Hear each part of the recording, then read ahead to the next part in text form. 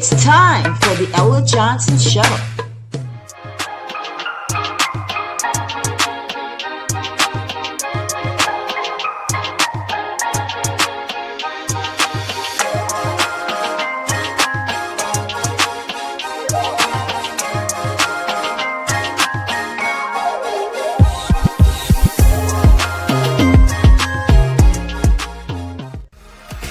Thanks for tuning in to the Ella Johnson Show, where there are two sides to every story. Enjoy the broadcast.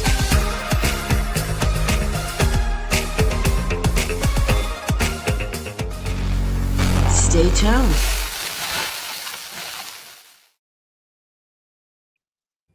Hello, everyone, and welcome to the Ella Johnson Show. I am so very excited about tonight's broadcast. And this is not just going to be a tonight's broadcast. This is going to be a month-long series. Tonight is February 1st, and we are kicking off 28 Days of Purpose, Power, and Perspective. I'm your host, Ella Johnson, and I am so glad you're joining us for this journey. This month isn't just a look back, it's a look within and a look ahead. Every night, we're diving into our history, celebrating our current excellence, and mapping out the progress we're still building together. Listen, I can't tell you, I am so excited to have my friends join me tonight as we set the stage for the month ahead. Now, if you'd like to join us, please, by all means, let me know because we would love to have you. There's room. Now, tonight, we're having a conversation about the Tulsa Race Massacre and the Ocoee Massacre.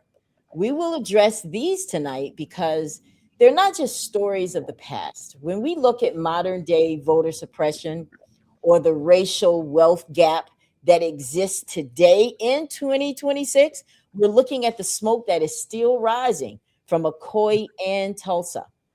Now, we are here to honor those who survived, those who rebuilt, and those who are still fighting for the progress that was stolen. So I am excited. Are you guys excited tonight? Yes? Yes. We certainly are. All right. I love it. That's what we want. If you're watching from Facebook, do me a favor and share the broadcast. That is so appreciated because the more viewers that we have, the more people hear and know about the Ella Johnson Show, and they're excited just like you are. Now, if you're watching from YouTube, do me a favor and subscribe to the channel. I mean, you're already there, right? Yes. So I'm excited. Now, I told you guys, I went live like on Facebook earlier because I wanted everybody to get excited about tonight. Tune in. We're going to kick off this celebration off right. Are you guys excited? Yes? Absolutely. Yes. All right. Well, listen, I have joining us tonight. She is a friend. She is beautiful. She is Florida's very own international gospel artist, Miss Lolita Rowe. Lolita has prepared a couple of songs for us tonight so we can just get excited about Black history. This is a celebration. It's all on you now, Lolita. Okay.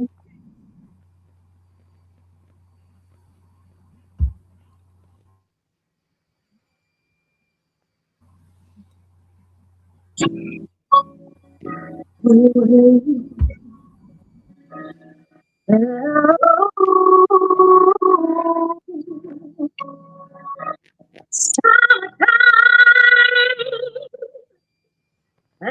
the living is easy. Fish are jumping, and the tide is high. Your and your mama's good looking. Go on, little baby, don't you cry. One of these mornings, going away, singing, and then you spread your wings, and fly to the sky.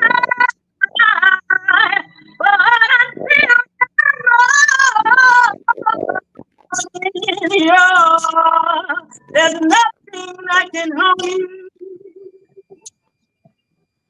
Oh, when it's mama and daddy.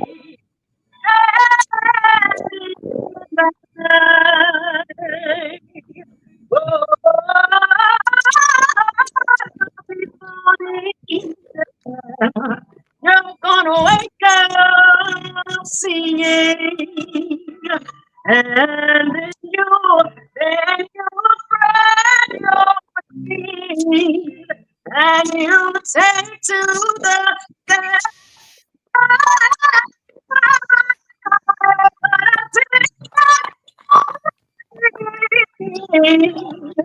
There ain't nothing that can harm you.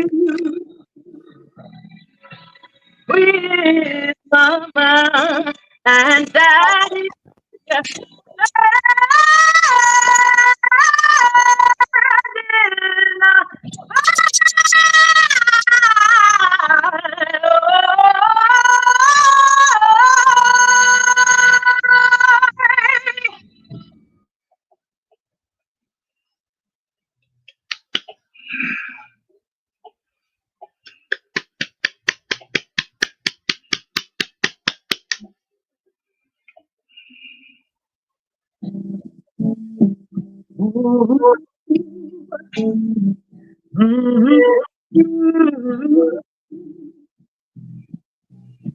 Grandma's hands clapped in church on Sunday morning. Grandma's hands played a tambourine so well. Grandma's hands used to issue out a warning. She said, Billy, don't you run so fast. Might fall on a piece of glass. Might snakes in the grass. Grandma's hands. Grandma's hands soothe the local unwedded mother.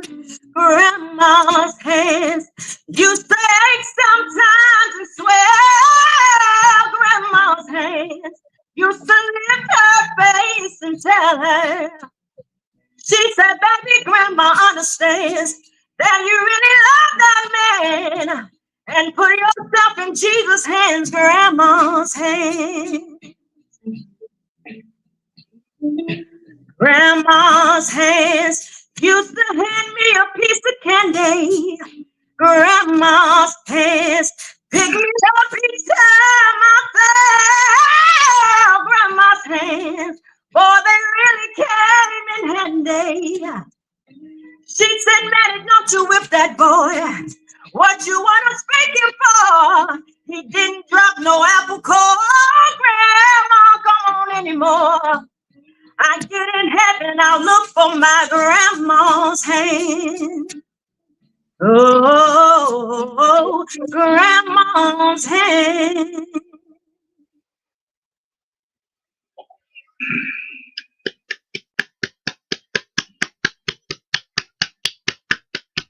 Thank you. That was amazing. Of course, of course. Good job. Good job. Thank you so much, Lolita. Guys, well, listen, if you are just tuning in to the Ella Johnson Show, it's Black History Month here. And we're celebrating every single day this month. What you just heard was Lolita Rowe. She is an artist here in Orlando. She's an international gospel artist, and she just agreed to come on and just kick us off. Are you guys still excited? How did y'all enjoy that? Amazing, right? Absolutely. Yeah. So remember to unmute you guys' phones, because I know we muted our to make sure that we let her sing. Okay. Well, we're going to jump in. Listen, it is one thing to study these events in a textbook, but it is another thing to live with the legacy in your own home and to do tours every day for Black Wall Street. Two of my guests, well, one is not here yet, but they're both straight out of Tulsa. Terry is a lifelong devoted resident of Tulsa, Oklahoma. He is also a sovereign citizen of the Muskogee Creek Nation.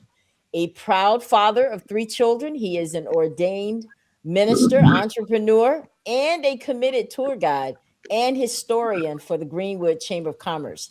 Mr. Backus, in his youth, was fascinated with the history of the Oklahoma oil industry. So he sat at the feet of older gentlemen where he would garner knowledge and chronicled stories of the history of Black Wall Street. Now, through those experiences, he founded and developed the Greenwood Avenue Project documentary, From the People, For the People. Now, you guys know that I posted that yesterday. That's on Tubi right now. But Terry is here. Welcome to the Ella Johnson Show, Terry. Yay! Yay. Thank you. Thank you for having me. You're anytime. Now, I'm going to go ahead and introduce her, even though she's not here. Our next guest would have been, she's a grandchild of a survivor of the Tulsa Race Massacre. Heather, who is also, she serves as the executive director of the Deep Greenwood Foundation, a descendant-led organization that's dedicated to preserving the 4 remaining structures on Greenwood directly connected to the 1921 Tulsa Race Massacre. Now, the DGF also focuses on certifying Greenwood descendants for potential future restitution. She was born and raised in Tulsa, has a personal connection to the area. Her grandparents raised 12 children in the Greenwood district. Now, both of these guys together, they have done an amazing job there over in Tulsa. Her grandmother is a certified survivor of the 1921 Tulsa Race Massacre. They both carry what we need at Black Wall Street, the stories that weren't allowed to be in the news for nearly a century. They are the living bridge between the excellence of Greenwood and the progress we are making today. Welcome, Heather, if you should come in. Next, Paris is a native of Panama. He's an Afro-Latino thought leader and chaplain within the Orange County Correction System. He has spent his life breaking down barriers, fostering understanding, and empowering communities. He has earned degrees in theology and interfaith studies. His most notable accomplishment includes being a narrator for 6 documentaries. My friend is a tastemaker, an activist, and interfaith advocate. Yay! Welcome. Then I have Marsha. Marsha is a graduate of MCHS who lives in New York. She's a member of the Abu Dhabi Education Council. She's a graduate of Brooklyn College. She has been an educator for 21 years. She enjoys yoga, reading, writing, and exploring Black history. Welcome to the Ella Johnson Show. I'm so excited. I finally got you here, right? Yay! I'm glad. I know. Mark is a graduate of MCH. He's a graduate of Barry University in Miami. He's a retired U.S. Navy. He lives in Jacksonville, Florida, father of 3 sons, and he's a member of the Omega Psi Phi Fraternity Incorporated. Yay! So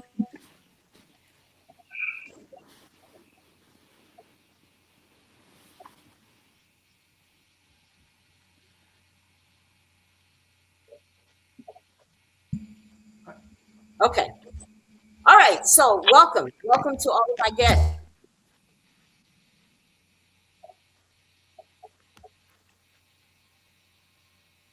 You're muted, Ella. Can't hear you. Can you hear me now? We good? Yes. Okay. All right. I don't know. Maybe the cold's acting up over here. But listen, guys, I am so excited about this broadcast because it is very important for us to learn, understand our Black history. Not just to learn it, but to know how we can move forward and how we can use it to move forward and do better, right? This is not just about talking about what we've done. Talk about what we aspire to do next. Okay, so I'm excited. Now, tonight I told you we're going to start off with the Tulsa Race Massacre as well as the Ocoee. We're going to get started. Paris is going to give us some insight into what happened in 1920 with the Ocoee Massacre. That's right here in Florida. Well, thank you very much for the introduction, Ella, and to my fellow co-hosts and anyone that's out there listening, and I hope that there are many. I'd like to just give you what I consider to be a brief outline or summarize this for the public. For many of us, we're only learning about the Ocoee mass massacre at this time, and many of us were ignorant to the fact that that these things did occur in history. None of us who happen to be of the Black persuasion would be surprised, but at the same time, to learn about these things and to learn about them in depth provides us with further evidence of some of the things that have gone on in history that just absolutely appall anyone who has any sensitivity. But in a nutshell, the Ocoee massacre was a violent white supremacist attack on Black residents of Ocoee, Florida, on Election Day in November 2nd in 1920. My mother was about 4 years old at the time.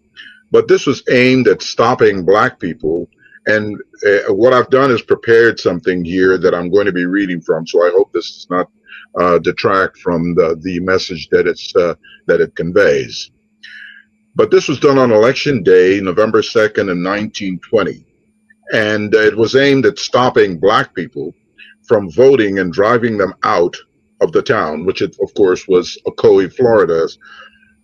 On Election Day, voter Mose Norman was turned away from the polls in Ocoee when he tried to exercise his legal right to vote. Tensions escalated after he sought legal advice and made further attempts to vote. This prompted white mobs to mobilize. That night, armed white men went to the home of his friend July Perry, a prominent Black landowner and community leader, looking for Norman. A firefight at Perry's home became the trigger for a large-scale attack on the entire Black community in Ocoee. Now, the immediate cause in terms of efforts by Black citizens, led in part by Mose Norman and July Perry, to vote in the presidential election despite threats and organized voter suppression. The attack on July Perry, a white mob surrounded Perry's house. Gunfire was exchanged. 2 white men were killed in the chaos, and Perry was wounded, arrested, then lynched the next morning. His body was hung and shot as a warning to other Black residents. White mobs, some reinforced by nearby towns, burned at least 20 to 25 Black-owned homes, Black churches, and a fraternal lodge, and laid siege to the Black neighborhoods throughout the night. The death tolls estimate, and these estimates vary. Historians generally place Black deaths from about 30 up to about 50 or more, making it one of the bloodiest days in modern American political history. Roughly the entire Black population, hundreds of people, fled Ocoee, leaving property and possessions behind. The town became an all-white sundown town for about 60 years. As an aftermath, by the 1930s, census Ocoee's Black population had dropped to just 2 people, and no substantial Black community reemerged there until the 1980s. And I have other comments that I can make on that, but I will tell you this much, that for me, it was a revelation to go in and to get into the nitty-gritty of all of this. And I don't know that I'm certainly not surprised by it in terms of looking at it historically, because I'm aware of some of the other things that have been meted out to our people. But it's a good reminder for all of us to take note. There's a saying, if you don't learn from history, you're destined to repeat it. And the fact is that we as a people, we should use all of these things that we're bringing forth here as a measure of learning about ourselves, learning about our people, and making absolutely certain that these things are never visited upon us again. there is a saying, and I think I've repeated it before on your show, Ella, that the saying goes that you may come to us and you will find us pleading for justice, but you will never find us on our knees. We will be standing and fighting to make sure that it is never repeated.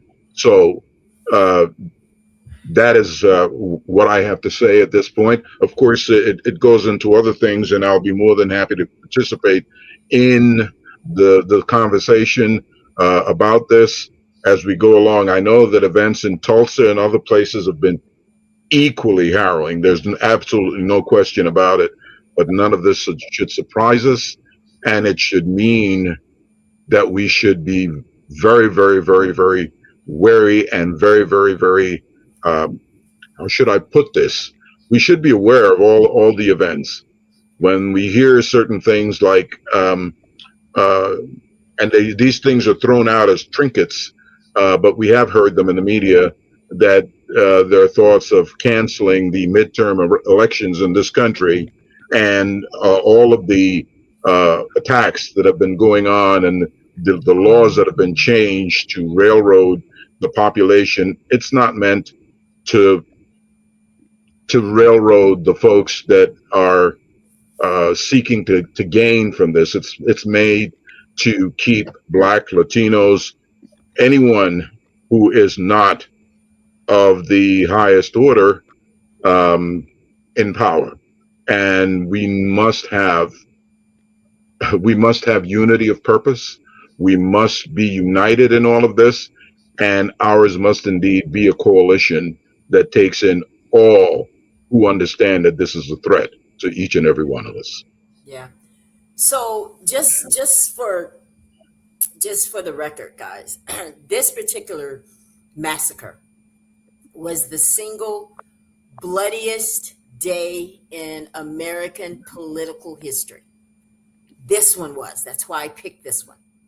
But I also want to make it known that the history books, and they say that this was about voting. Oh, they didn't want them to vote. That's true. But I also want to bring your attention to another side of this. This was also about stealing their land. Okay? The catalyst, yes, was voting, but I think the underlying motive was the land. Well, Ella, why is that so important? Let me just tell you.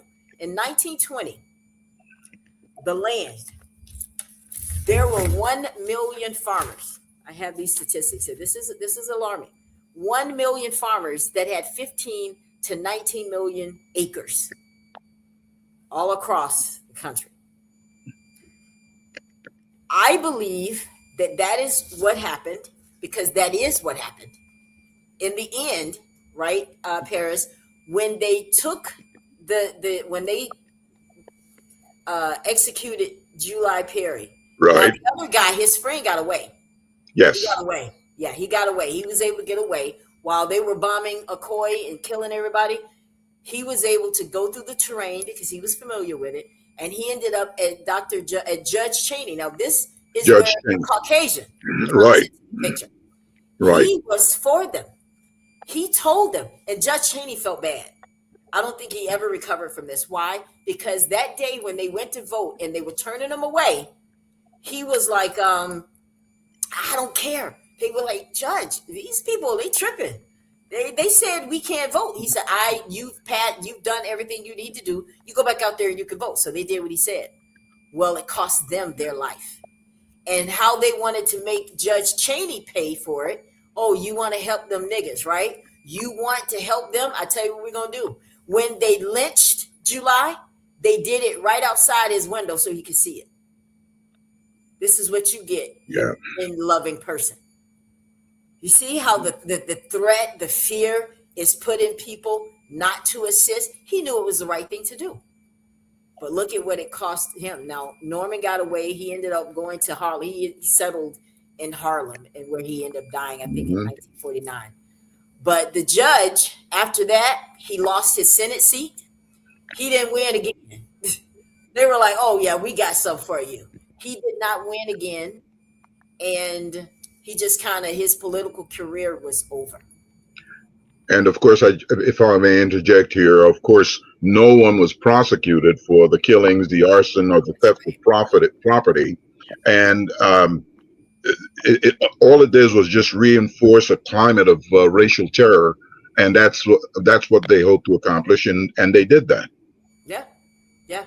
Guys, I want you to picture 1920. I showed those pictures because I wanted you guys to see what they were like in Ocoee. Blacks owned large citrus groves and valuable property. Now, I'm going to just be honest with you. This is from my research what I learned.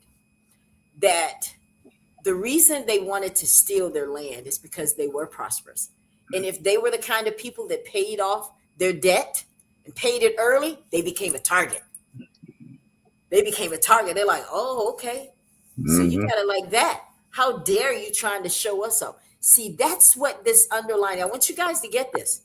Don't miss this part in history to think that it was just a massacre. It was a massacre because there was something they wanted. There was something they feared.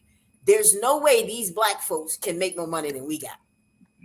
And now the reason I brought these stories together, because they're one and the same. Now, no history says this was about voting, but I think it was about theft of land.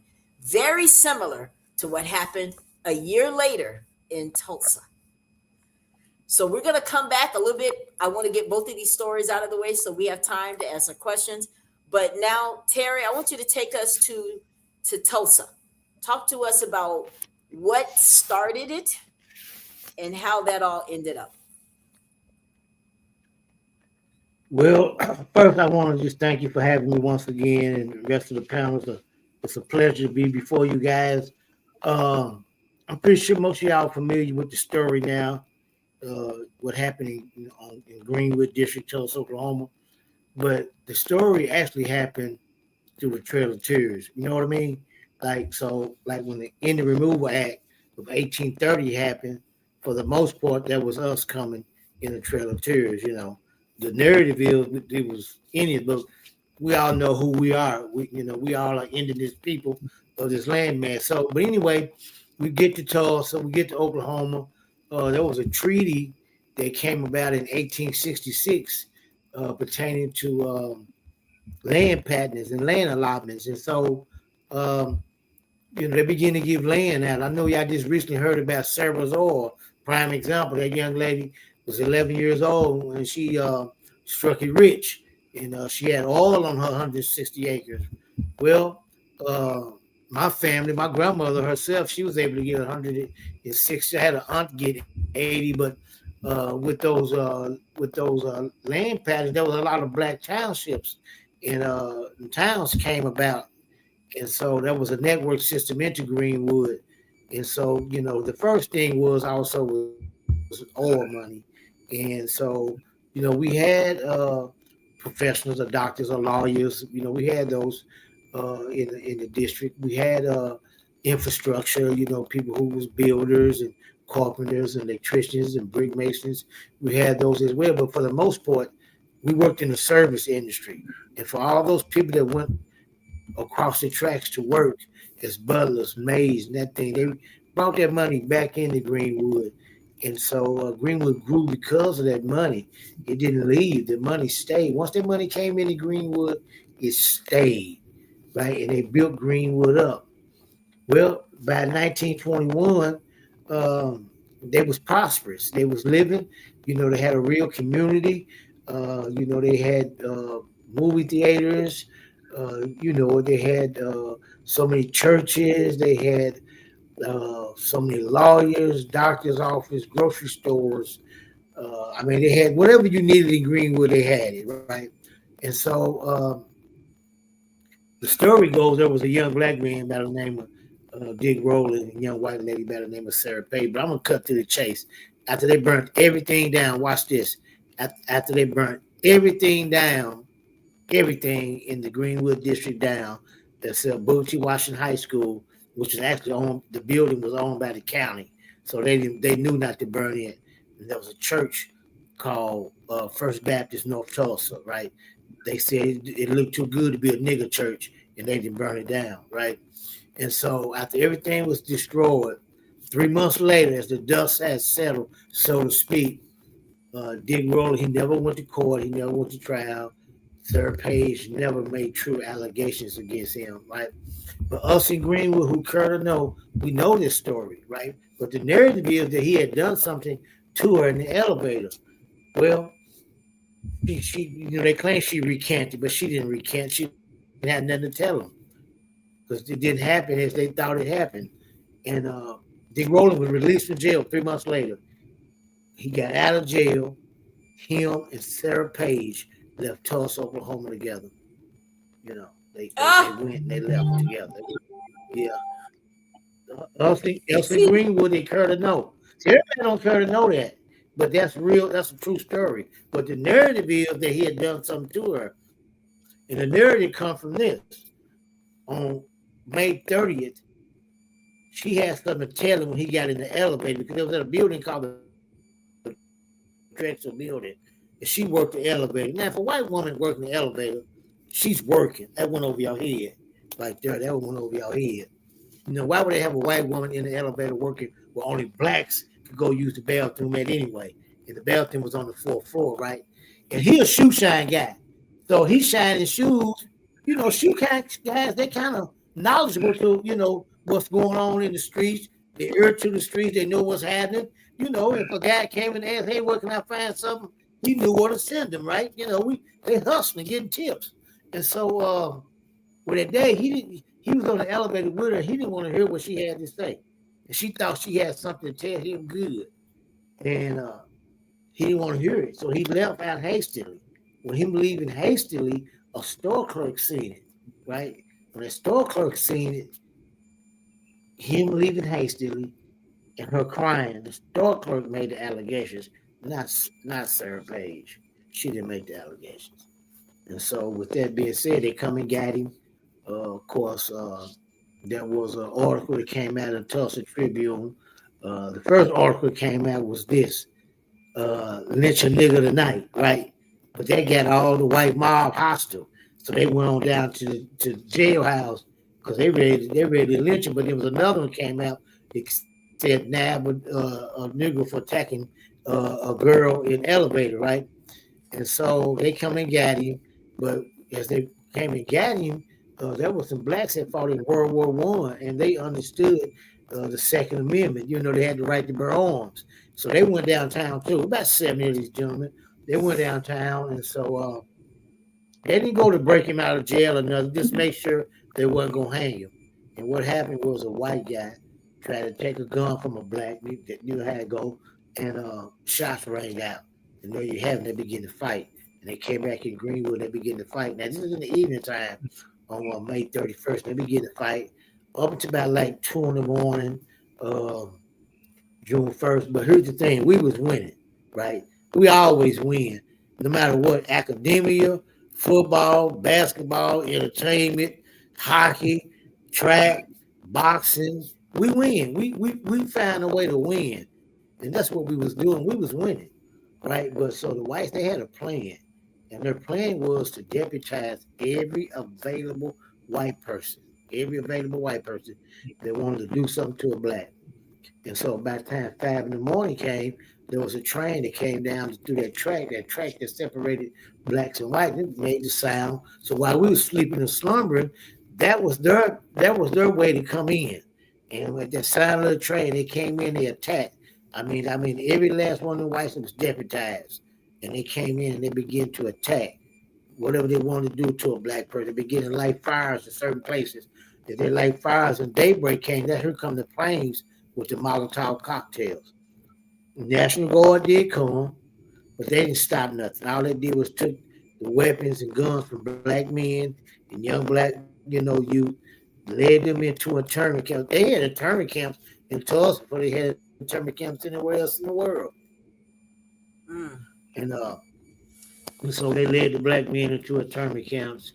And then they told, watch this. That's when they told the white mob, the National Guard did, all the men out of the internment camps, y'all can go do what y'all want to go do right now. And that's when the real terrible things began to happen, the molestation and, 9 months later, here come a lot of kids, That's why people just didn't talk about it. There was so much trauma, so much.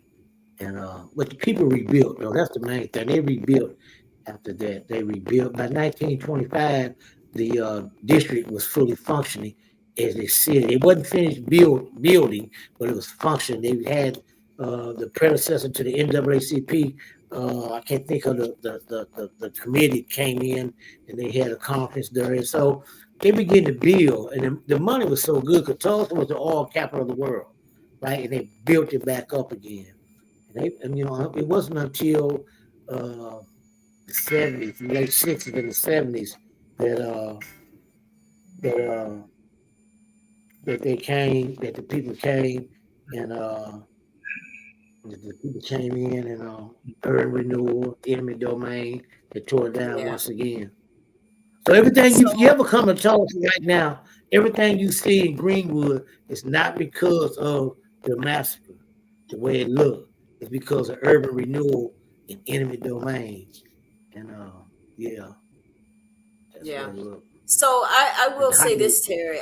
I watched your documentary, so I took some notes from it. Right. And the people that when you were interviewing them, a lot of them, they were describing what Tulsa was like prior to this massacre, and they said that there was no homelessness, anything that you needed in the community, they had it. There was no need to go outside the neighborhood. That's a real Black Wall Street right there. Like the money circulated for like what 19 days or so before it went out. The money circulated over 36 times in the community. The dollar never left. Wow. So here's the thing. That wino that stood in front of the corner store or whatever, he spent that same money that the richest man in Greenwood spent. That same dollar he had, that wino had too at one time or another, because the money never left. Everybody had money because of that. Like my family, right? Even after the massacre, my dad, he worked as a bail captain. They call him concierge now. My mother didn't work or nothing, but we was upper middle class. He lived off tips. He took care of 6 children and a wife off of tips. There was so much money in Greenwood, so much money in Tulsa. And so that's the whole thing. The people, let me say it like this. It wasn't about the massacre that people didn't know about what happened. It was because the money was so good in Tulsa, they kept it suppressed. The powers that be, they didn't want the people to know that it was money like that in Tulsa. Now the Howard Hughes, they know that was in Tulsa. The Rockefellers, you know, everything they owned was called Standard. So they had Standard Steel, Standard, the tycoons of the early 1900s that pushed this country into the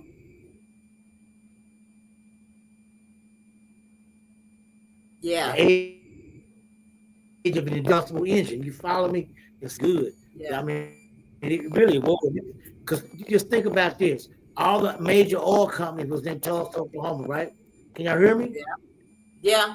All the major oil companies that was in Tulsa, Oklahoma, right?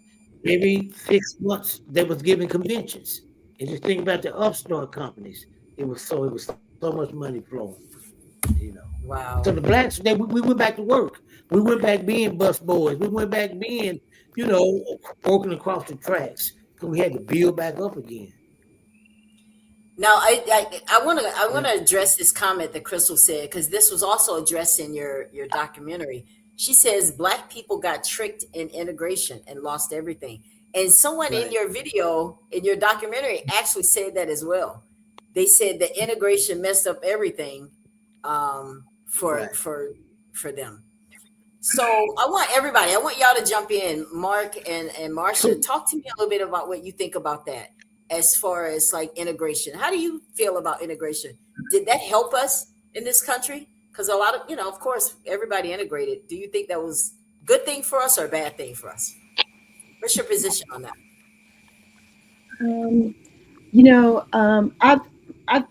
The statement made me think about my mother, who was teaching at the time of integration. And so she responded she talked a lot to me about what Black communities lost by integrating. And so, there were stores, we had our own restaurants, but, integration, everybody went uptown. Everybody went uptown to, what we had, a little town square, whatever, and started buying things. And then these things dissipated. And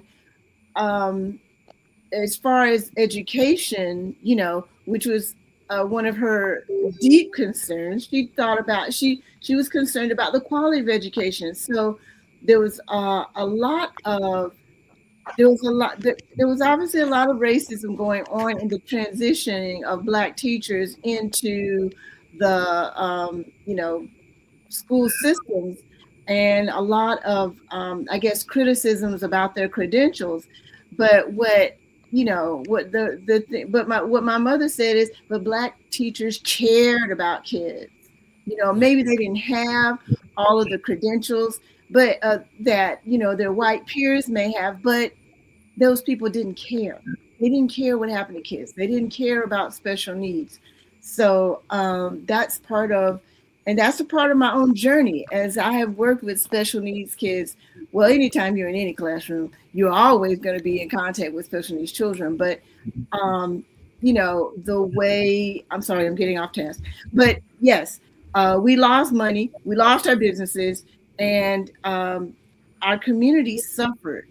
Our community suffered, and it's continuing to suffer. What are your thoughts on that, Mark? Integration.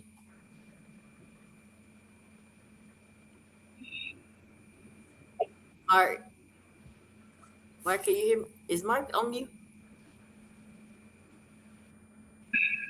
Yes, Mark. I can Okay, hear you. okay. Actually, I Okay. agree with our sister Crystal and Marshall. Oh, okay. Yeah, I agree. If you consider the power of the Black dollar, even back then, as strong as it was, I think integration was somewhat of an injustice to us. And even when you look at it today, I mean, the amount of money we spend on consumerism and just buying, materialistic things, we actually could survive on our own. And what it deals with mostly in my is we've always been able to pull ourselves up and make things happen regardless of what's going on around us. Crystal So said and that's one of the things that we're facing with today is economic Yeah. inequality. But somehow I agree with our sister Crystal. all right, because I want to definitely take. Hello, Heather. I see you there. I'm so glad. Hello.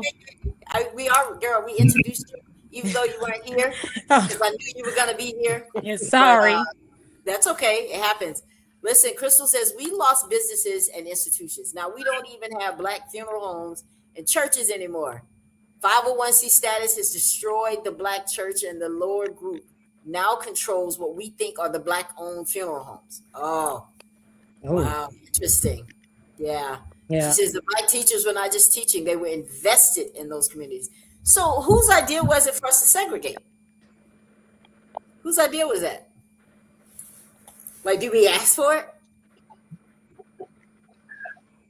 No, Well- we wasn't planning. We wasn't planning to, desegregate. Like we wanted to go live next to white people. You know what I'm saying? I heard Heather always say we might have a $30,000 home next to a $300,000 home in our community. That means that we really want to stay living and being next to each other, right? But we wasn't planning to be with the white community, right? We just wasn't. You know what I mean? We wasn't, but we was like you said, we was tricked. But it was like it's an old saying that went like this: that the white man's ice is better than our ice. We wanted to have our ice, What does that mean? The white it's man's so ice is much. better. That it means, that was just an old saying that people would say, meaning how we left our own, right? That we stopped supporting each other. We wanted to go to J.C. Penney's. We wanted to go eat at Boardings. We wanted to go do those sit-ins. Y'all remember this? They talked about the sit-ins. We wanted to go to the Boardings restaurant and see, but our food was just as great as their food, right? But I don't know what really, made it. That was right. That was the era I was born in, actually, right? So, but I just can't. So what do you guys think about? What do you guys think What- about Kathy? Kathy says that Ruby Bridges asked for it. She asked for it. This is the young lady that they had to usher her to school because she was the only black little girl that went to school, and they had all the cops that had to escort her to school. She asked for it. I think she asked for it because she was. I think she asked for it because she move into a white neighborhood. I think that she was. I've read the story so many times, but I'm not. The origins were just this one little black kid. Like they were compelled by law to integrate. So, they weren't going to let all the black kids come. So they chose this one black girl was chosen to integrate an entire school. So they just wanted to sprinkle a black kid into a white school and call it integrated. I think that it's not that people wanted to, be around white people, but we knew that black schools were inferior. We knew that black schools were utilizing textbooks that were hand-me-down, that were, not fit for consumption, really. So the desire was good to want to improve schools.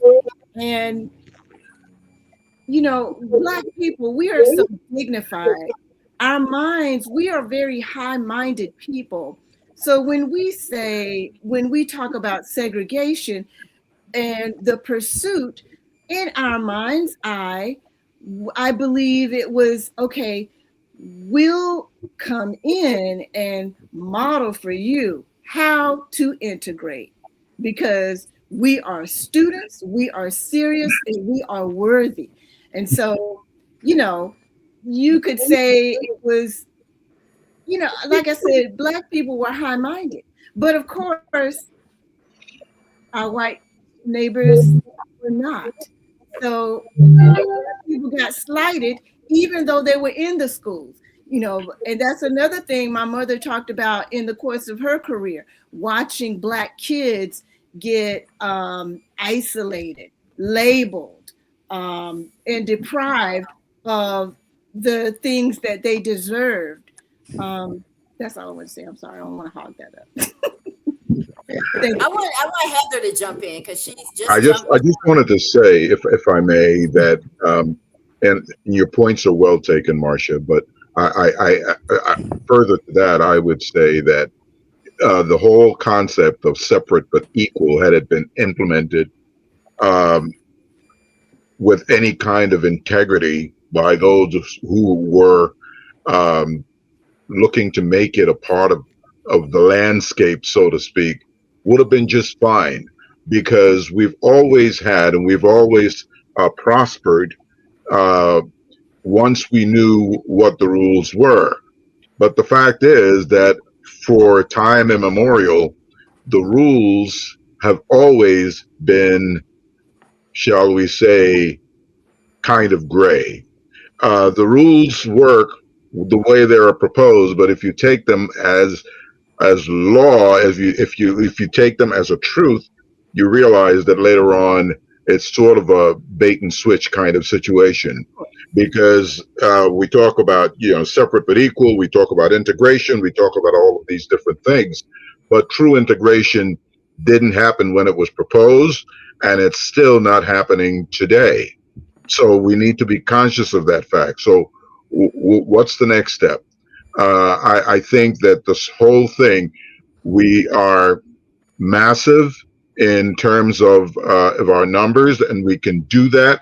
And that is why all those who mean us no harm are very, very invested in keeping us apart. They don't want any part of any coalition. Anytime you start talking about a coalition of forces to counter what is, then all of a sudden you find that you're completely on the outside. But the whole idea becomes, okay, how can we get, when we look at everything and we read everything that's going on, don't be discouraged. Don't be downhearted. Don't feel. Remember that there are folks who came before us who fought through a whole lot more than we're going through today. But be committed. Right. Be committed and know that we've seen the worst before and we'll see the worst again, but we'll overcome that as well. So I like what Crystal says, because I actually tend to agree with what she's saying here. I don't know if inferior might be the word I would use to describe our Black schools, because there are a lot of great educators and people that came from those schools. And she gives some of them here: Thurgood Marshall, Daniel Williams, Martin Luther King, those people. And I think that there wasn't necessarily the dependence that needed to happen. I think that we could have made them better, to be honest. Absolutely. Yeah. And I think that that's the problem, is they're like, wait a minute, we need to keep an eye on y'all. We need to make sure you only go so far.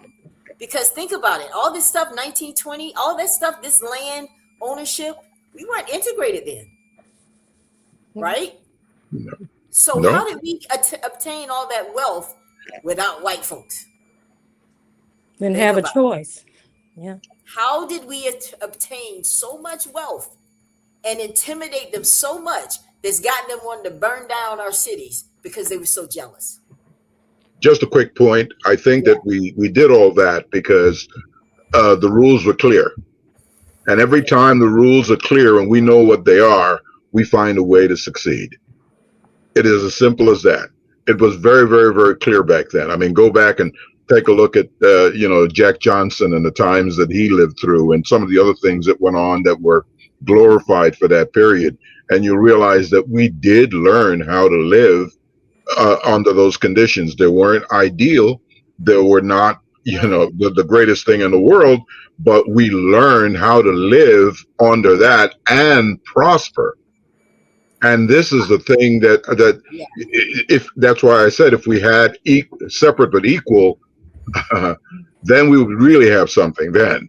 Because if you could be looked at as a human being, as a person of worth and with value, and it was equal to that of your counterparts, then we would thrive. We would still thrive, because people have tried. We were brought here against our will, and we survived. And those of us that survived are those who learned to get along. Because I'm quite sure that we can either name or speak to the thousands of brave people who stood up and said, well, I'm not going to stand for this. And you know what it got them? It got them hung. It got them shot. That's exactly what it did. But the rest of us learned to get along. We learned to play the game the way it was. And if you're given a clear set of rules, you can function. And the matter is being grayed and the waters are being muddied even today, so that you don't know what you're voting for, you don't know what you're doing, and the message is never clear. It is never, ever clear. So let me ask you guys a question. Do you think I want to put a picture here in front of all of you, and I want all of you to give me your response on this. If they said, okay, Black folks, y'all go to y'all side and we'll stay over here and just figure it out, would we be able to bring back Greenwood? Yeah. You think so? Yes. You think we'd be able to work together? Mm-hmm. We would be able to support each other's businesses? You think so? I want everybody's opinion on that. I think we would. Yes. I'm interested in reparations, and I feel like, sure, a land, granted, I'm assuming you're talking about like division of land. So if there was a division of land and, Black people had theirs and whatever other communities had theirs, that sounds ideal. But I think we are well within our rights to demand that we be given a fair shot at success by having a replacement of what was taken. Now they cannot replace what was taken over, several hundred years of slavery, but we can talk about what are the things that the Black community should have as a result of the oppression of our people over these many years. So yeah, healthcare is a right. Every one of us should have it. We should all have the opportunity to go get as much as we need all day long, not have to worry about what it costs. As you said, the land grant, important. Schools, funded completely. And I mean, everyone to pursue to their greatest desire. You want to be a doctor? Go be a doctor. If you want to be a scientist, anything, go do it. That is what your ancestors paid for you with their sacrifice they made. So, yes, but let there be the stipulation that we pursue reparations in some measure. They cannot repair it. They cannot replace it, but they must make an effort. There are things that they can do to help the descendants of the people that, they exploited. Very well said. And Mark, I think I want Mark to chime in. I don't want you to think that you're not part of the conversation. Chime in whenever you want, because Paris will just run with it. I'm telling you, this brother right here, what he will run it. I'm telling you. I love you, Paris. He's just so passionate. So I just want to make sure that you can jump in. But go ahead, Paris. What were you going to say? what I was about to say is that the full intent, if we had a level playing field, if we had people of integrity who dealt with the subject, yes, we would do extremely well. Yes, we would be in a position to exceed all of the expectations of anyone that's out there. But the fact is, being a little bit older, I now fight the battles that I think I can win. And when we talk about reparations and things like that, I ask you all to take a look at the landscape of America. Do you honestly think that anyone would even entertain doing that at this time? I'm not saying forget it, but I'm saying, do you think that they will? So now I focus on Doesn't sound like it. Doesn't sound like they're interested in it right now. No. So I think that what we need to do is to unite, focus on the battles that we can win. I think that we should use our voting power for as long as we can have it before it is replaced by a situation that would be untenable for not just us, but for a lot of other people. And I think that we should, and fighting the battles that we can win, I mean, having us join together, have us put together the things that we can do for ourselves within our own communities, and be completely committed to that. Because I am not poo-pooing the whole idea. I do believe that reparations and all of the rest of it that goes with it is a wonderful ask. But I don't believe that those who have anything to do with it, as badly as they've treated us before, will give. And so I have a much more sober view of all of this. And I hope I'm not bringing anyone down with this, but it's just that I've been disappointed a little bit more than most of you. So I know what is being done, and I don't want to raise my heart up. I want to be level-headed in what I'm looking at, but I want to win the battles that we can win. I want to address some of the comments, guys. This subscriber said, an economist said that if all the blacks in America formed their own country, it would be the 20th richest country on earth. Crystal says, learn the rules, get in the game, play the game, master the game, change the game. I like that. That's so true. That's so true. Dr. Felicia says, bring back Greenwood. Interesting. Yeah, realistically, reparations is not the answer. Okay. I just feel like, So how do you know you can't win unless you're fighting that fight? You know what I'm saying? Because the Cherokee Nation, they won their suit against the federal government. Who won? I mean, what an outrageous thing to do. But she won. I mean, I don't remember which committee. I think it was Cherokee, but I can find her name though. This woman decided it was time for the United States to make good on what they said. And they were being, they were, and there was oil in that area too. I don't know. It could have been Oklahoma. I'm not sure. But she stayed in it. Of course, they kept her in this fight until she died, but Barack Obama signed it. I'm telling you, when you take on a fight, I mean, that's what we're made of. We've been fighting the whole time. No, I agree with you, Marsha. I'm with you. I'm ready. You don't know you're gonna win it. You fight it because you deserve it. That's all. That's right. Be true to what you said on paper. That's right. Who said that? That's why it's so important that we continue to put this type of information out about Black history. That way the youth gets involved, because there's no reason why we as an indigenous people should give up on anything that we're trying to get in regards to what was done to our ancestors in the past. In no way should we give up, in any way, none whatsoever. Because it's old, and if you ask me, it's the biggest unpaid debt that America owes us. It is. So what if I'm on the reparations committee right now, Heather? If I'm on the reparations committee, I want you to answer this one. And you come to me, sell me on why Black people should get reparations. First and foremost, it's old. I think that when we look at Native Americans and the way that they were able to get what they have now is based on the fact that they're considered a sovereign nation. So the treaty was based on that being a sovereign nation. In some ways, we may need to think about going down that avenue. The other thing is, we're like Native Americans. Hispanic community is the same way. We're communal. We're communal people, but our kids have been trained here lately to be individualistic. And we've got to change their mindset back to, we have to be one together.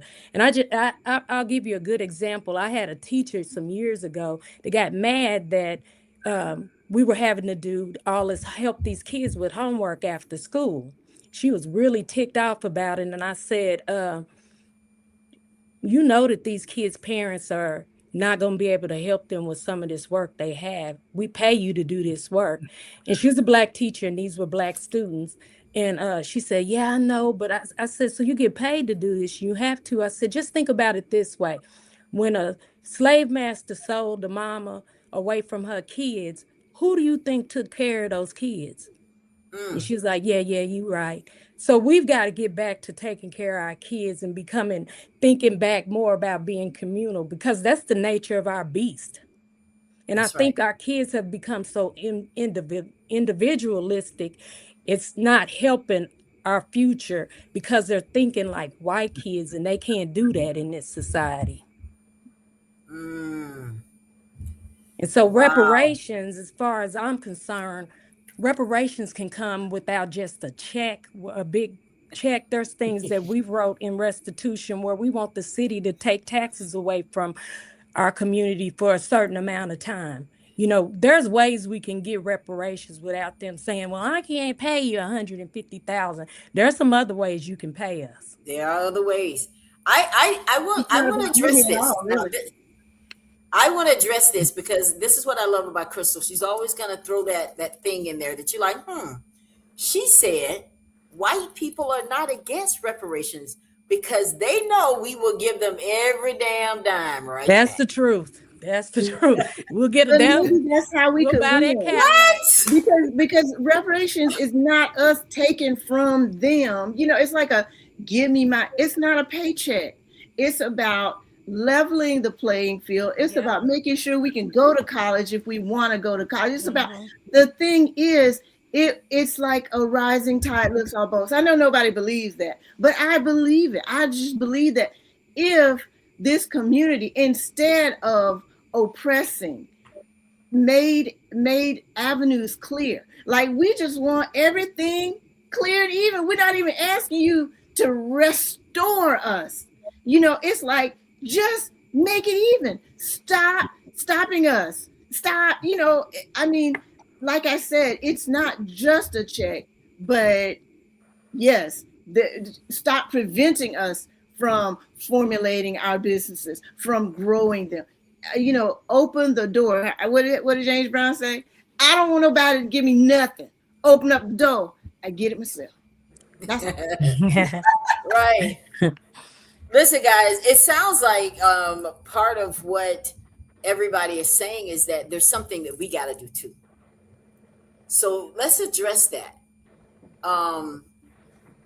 Being communal is a terrible idea. Being familial is the key. The community enslaves us. The community only takes to build. The community only takes to build it. The community becomes the importance, just like Babel's Tower. Communal and familiar is pretty much kind of the same thing.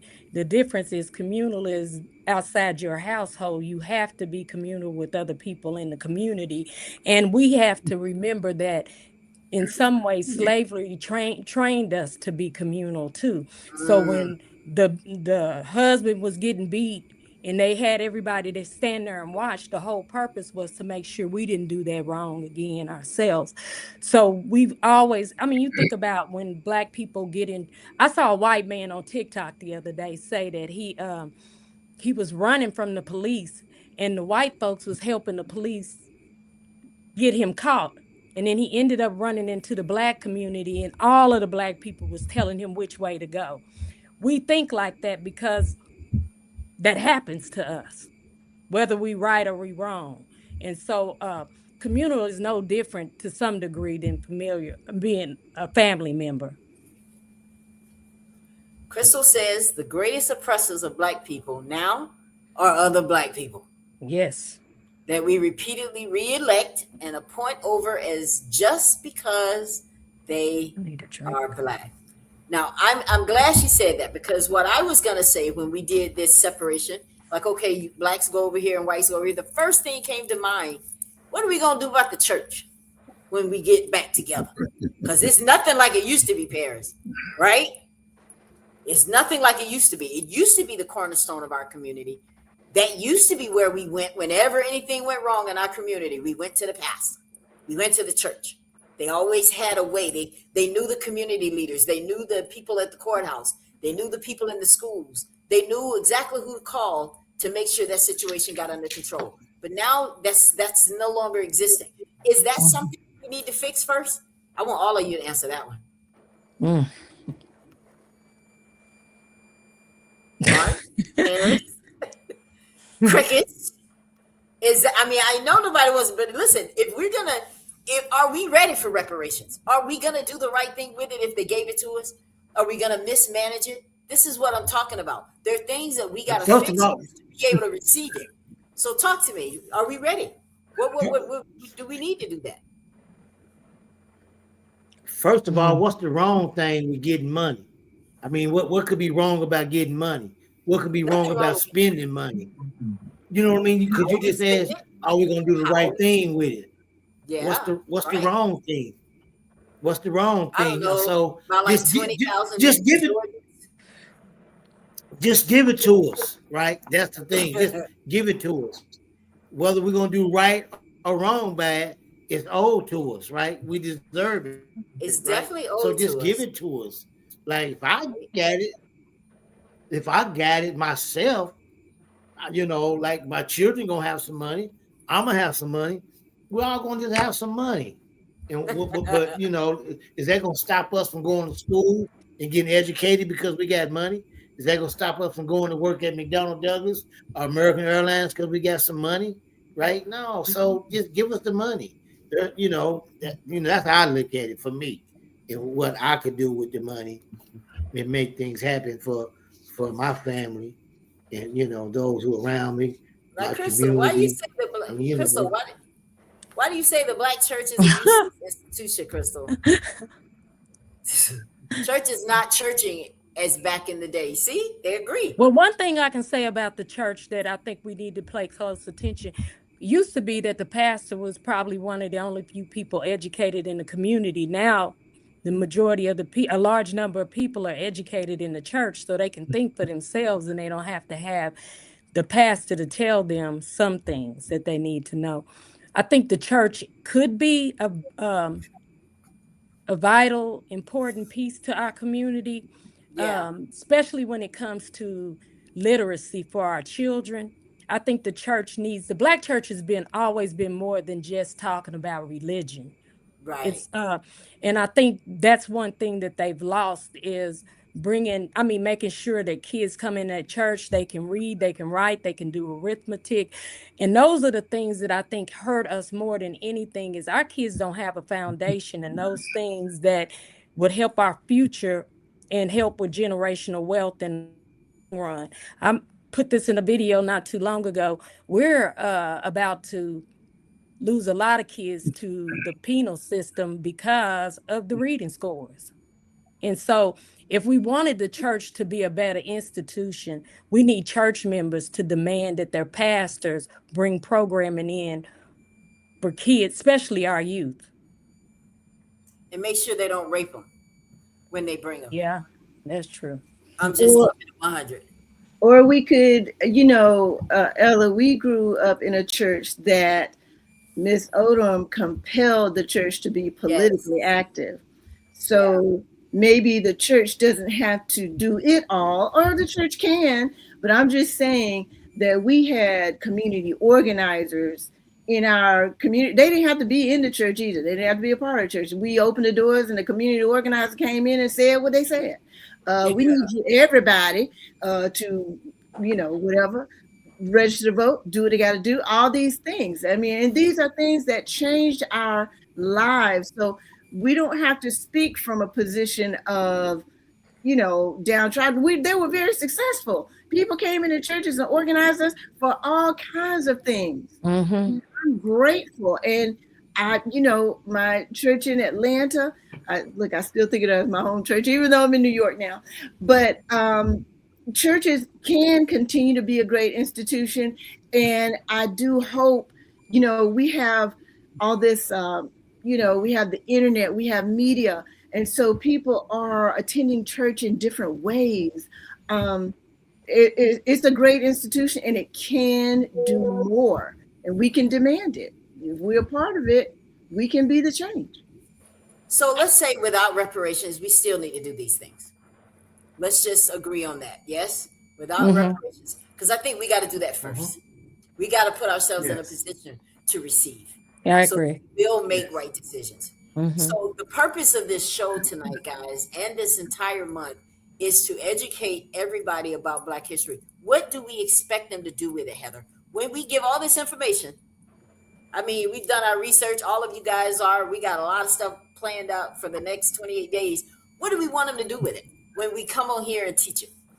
We got to give them the tools to apply it. So we just can't give people information and think they're going to do it. You talk about education or being literate. I watch kids with not social media, but just using technology.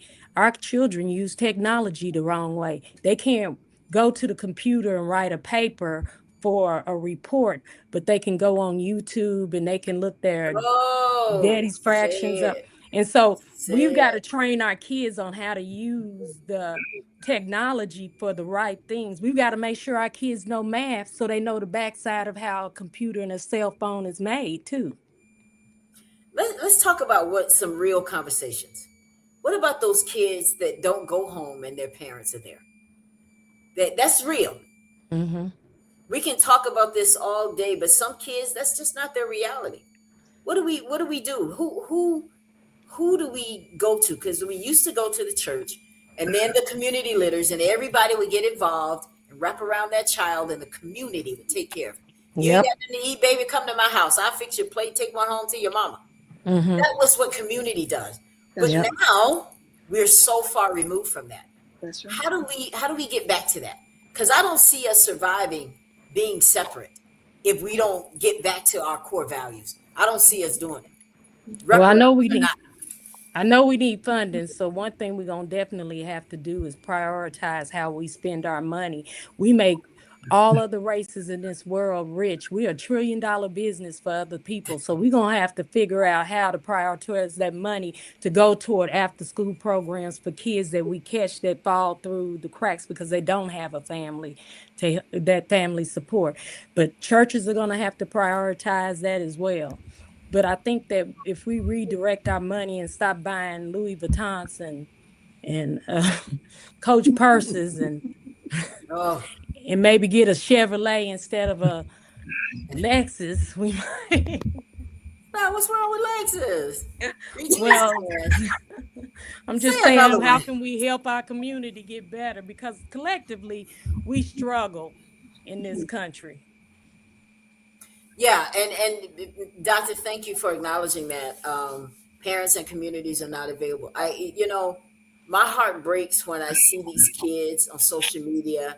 They're making these videos, and nothing against entrepreneurship as a child, but what happened to these kids that are wearing these sexy clothes and Mm. you're parading them in front of videos and like I just can't see us as kids, Marsha. We all grew up in Monroeville, Alabama. There's no way. Yeah, no, There's no way. yeah, no, it's You know what funny. I'm saying? So, like, what happened to that?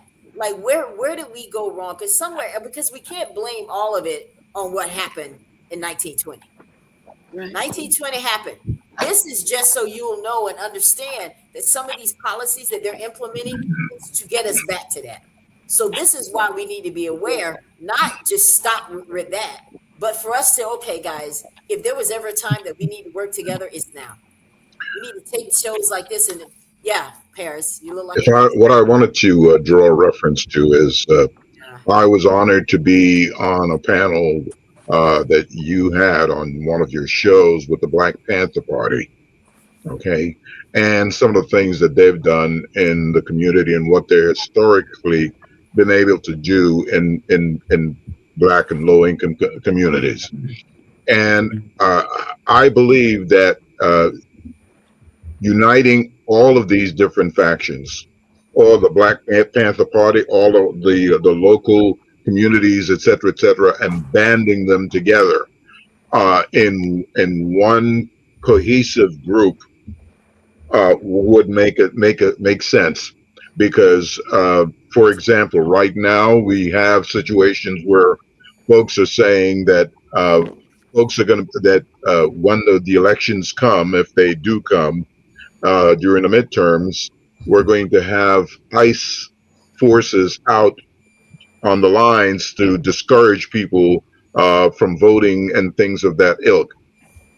By the same token, we've had situation where members of the Black Panther Party and others have shown up with their arms, and there's not been a confrontation, but just to let folks know that we're not going to be intimidated.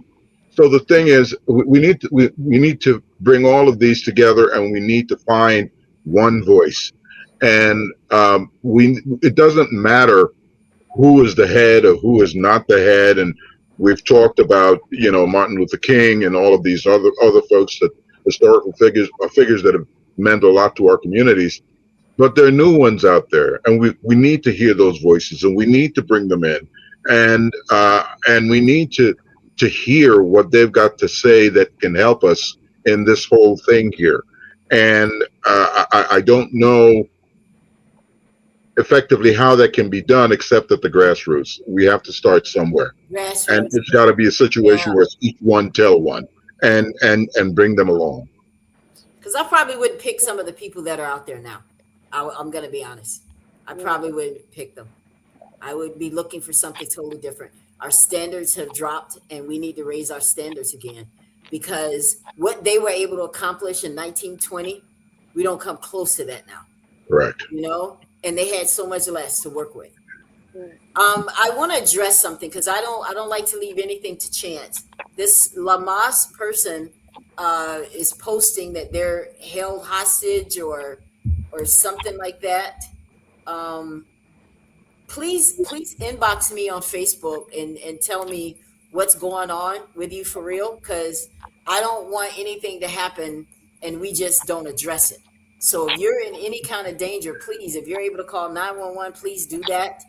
I don't know what your situation is. I just ask God in the name of Jesus right now to watch over you, keep you safe, and get through the situation, whatever it is.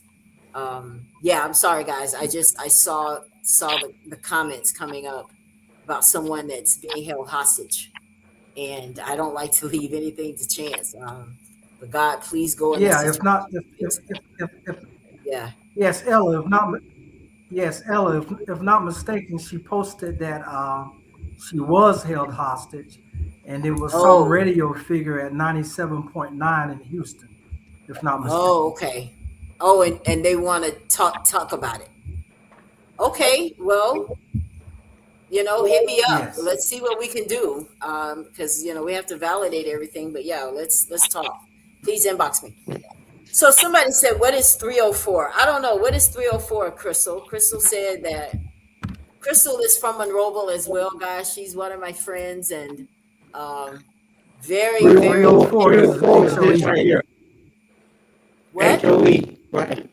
HOE. Okay, So, got it.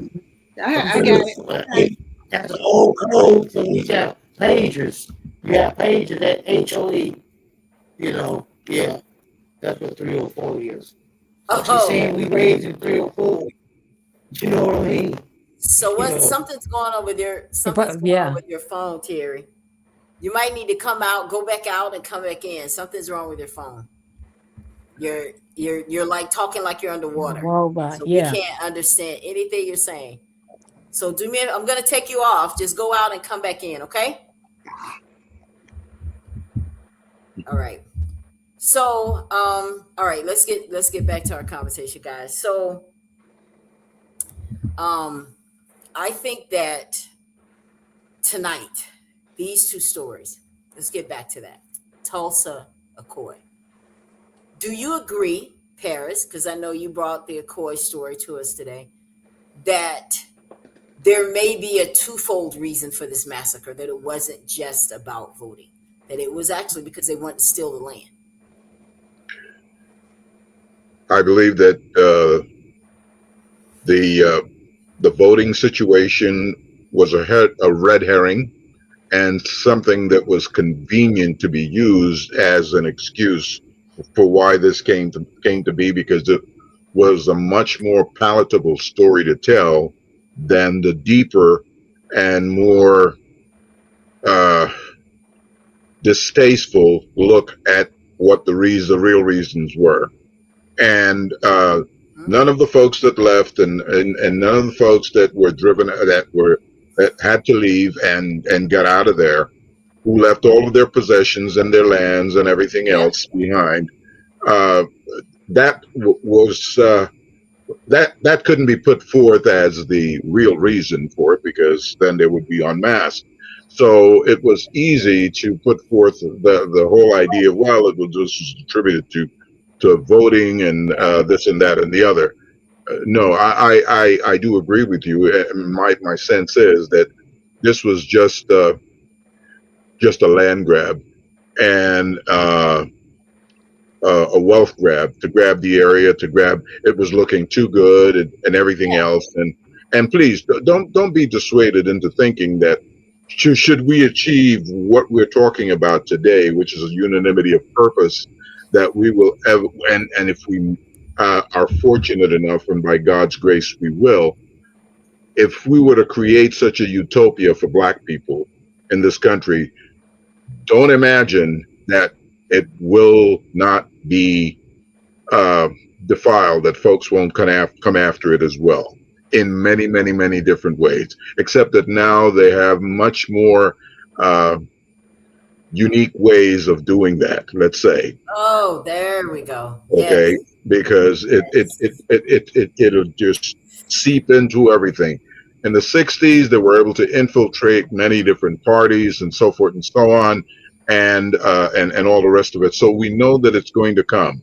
But if we remain completely committed to the core principles that we hold as black people, brown people, yellow people, if we hold to that core, then we'll be able to repel anything else that comes.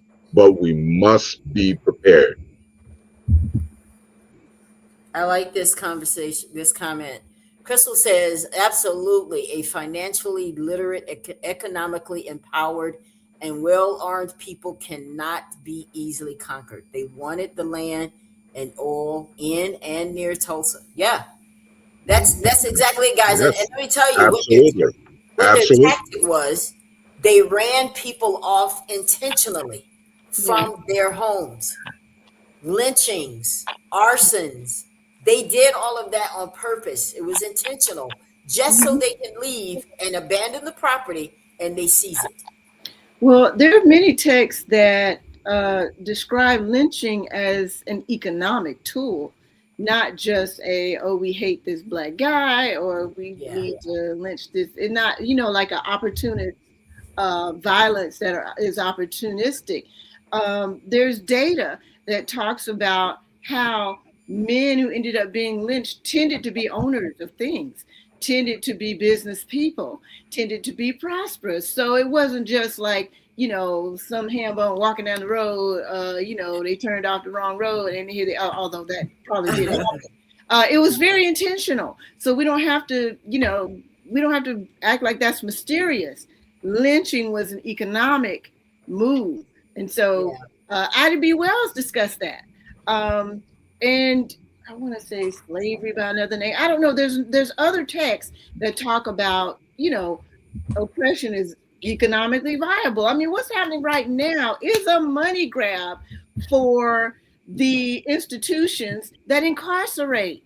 Okay? They don't care about people being legal. They're snatching random people off the street because we have an administration that it's all a money grab. So we all, everything they're doing. I mean, this dude is like looting the United States Treasury. I had a friend who's in law school right now who had to do research that required her to go into the website at the United States Treasury. Honey, it's a line up there that says, "No, we are not open." She cannot get any. As a citizen, you cannot get any information about the U.S. Treasury. What does that tell you? Oh wow! Depression is takeover. Is money. Takeover, money grab. Yeah, it's all. Wow. So is that when you look at it on a larger scale, racism has always been lucrative for the oppressor. Racism has always been lucrative for the oppressor. Always. That's the system. Definitely. It was designed that way. Definitely. 1000%. Crystal says welfare, integration, women's lib movement, hijacked the civil rights movement, and drugs are the four horsemen that killed the Black community. Along with, I'll add to this, along with, I think, white liberals. I think a lot of times we think of them as allies, and I think sometimes that their intent is good, but it's not helpful for us. And we need to learn that they have a lane, and their lane is to change their people's behavior, but it's not. I think that's the reason why desegregation happened too. White people, they get in to help us, and they give us more help than we need. I ask somebody for water and they give me pop. I'm frustrated. That's what happened to us in desegregation. We got a little bit more, and it became a disaster even for them, because now they're frustrated that Black kids with these low reading and math scores are coming into their schools and lowering their numbers.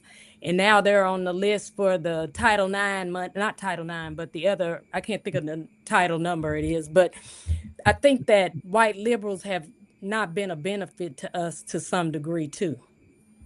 And Stephen Biko said it best. We got to be careful with white liberals. because they speak for us when we don't need them speaking for us. We need them to do the work for their people. What about us speaking for them sometimes? Well, Like- we do that all the time. We breastfeed their kids. I know. But I mean, like, I want to talk about this since we brought it up about what's going on in the streets of Minneapolis and all of that. Is this something, and I want all of you guys to I want Mark to answer this one. Is this something that we need to concern ourselves with, Mark? And if so, why? Could you repeat that, Mark, Ella? Okay, what's going on in Minneapolis with ICE and how they've just kind of taken over? Is this something that we should be? I mean, because it's not really, I don't see a lot of us out there being the ones that they're looking for. Should we get involved with that or not? In my opinion, we should be involved in a sense of awareness. That's it. Yes. Right here from where we stand. On the computer, putting our information out, whatever comments we want to make. But on the forefront, hell no. Exactly. Hell no. I agree. I don't think that's our fight. This is racism. If you ask me, this is racism reflection of itself. Finally coming to the home front for white people to really see themselves. That's what this is to me. And they love to say, this isn't America. This isn't who we are. The hell you say, yes, it is. Yeah, it ain't That's their what reality. I see. Yeah, right? Well, our history book told us different. No, over here, you remember when you did it in 1920? And you did it in 1921? And you did it in 1960? Yeah, we have a whole line of things that you did. So, yes, I'm sorry. I have to disagree with you on that. Yes, this is who America is. Y'all don't like that, but that's what America is. So I don't agree. What about you, Terry? Do you think that we should be involved in ICE and all that mess that's going on in Minneapolis and Florida and different cities that they're coming to? No, Uh-oh. no, no, no, No. He said no. no. We heard It's not that our one. fight. It's not our Not our struggle. fight. No. What about you, Paris? Do you think? Well, I have a little bit of a different perspective because among all of the Latinos that were, notice we're not picking up any Europeans.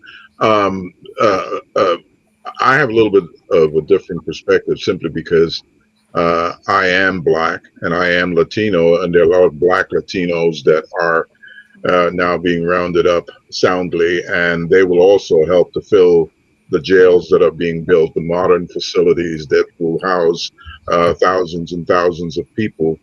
So I do feel it's one of those things that's why I say that you need a coalition, and the coalition should involve all oppressed people. I know that there are a lot of Latinos, and I would say from what we've seen, Cubans in particular, especially in the area of Miami, who saw themselves as white and joined the winning party of the last election, and who are now regretting that, and they're crying crocodile tears, and very, very upset at the betrayal. And part of me wants to laugh at the whole thing. The other part of me says, what did you expect? But I think that we can't lull ourselves.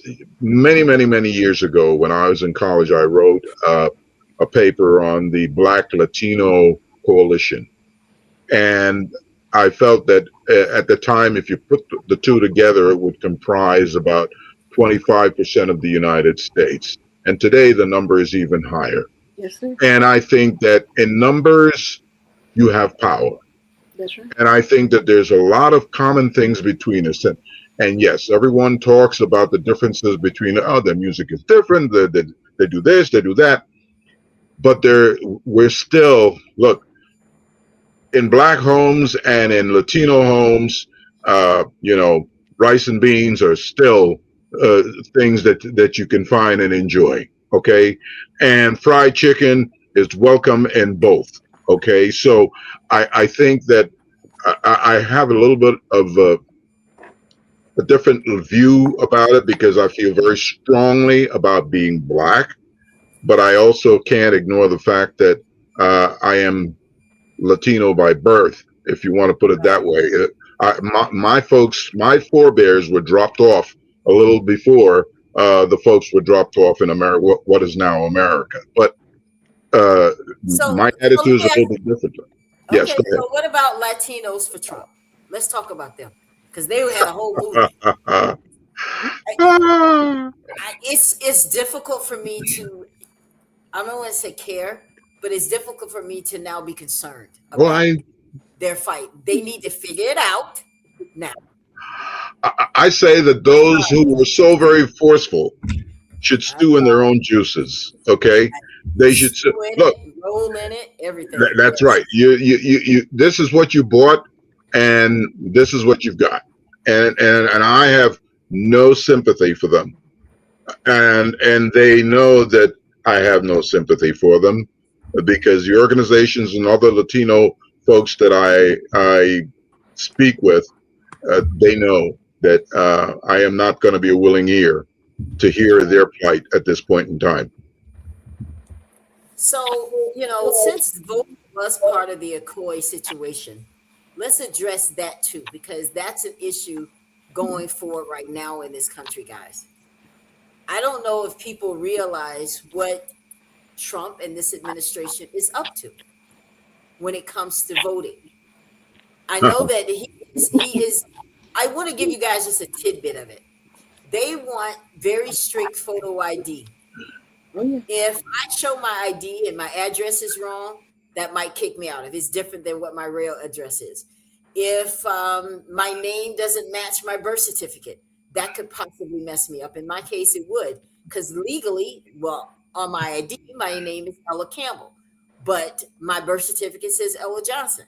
Now, I am divorced, but I never changed it on my ID yet. So I would be a problem when I go to vote, according to Trump. They're trying to get this, what do you call it? RCV thing. I have it written down somewhere. They're trying to get this RCV thing where you vote for your first candidate, second, and third. Did y'all hear about this already?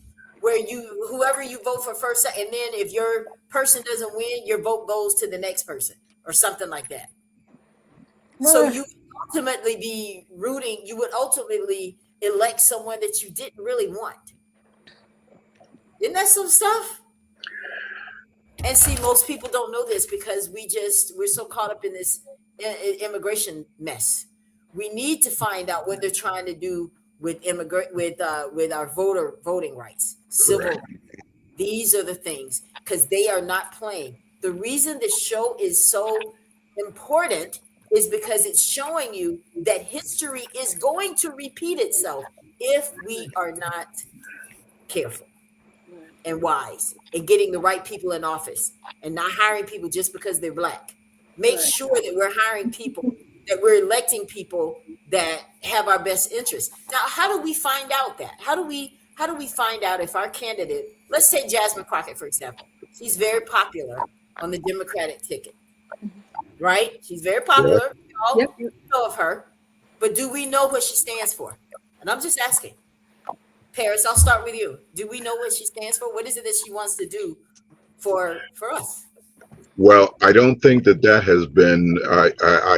I know of the young lady, and I respect her. I like everything that I see and hear about her, but I think that I've got a little bit of due diligence to do there in terms of anyone that I would consider for further office in this country. And I agree with you. We all need to devote ourselves to finding out more about people, but I think that here, where you have a grassroots situation where you start in your community and you know the people that are there, and you can have town halls and things like that where you can address some of these people and find out what they really stand for, is going to be beneficial to us all the way around.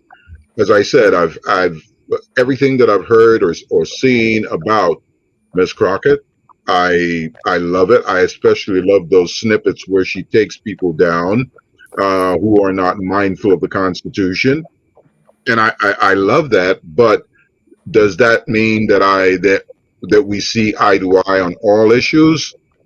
Probably not. That's theater. That's nice. That's cute. That's true. But that's not going to get us where we need to be. Correct. And that's where I like to focus. I don't want to get caught up in someone that entertains me.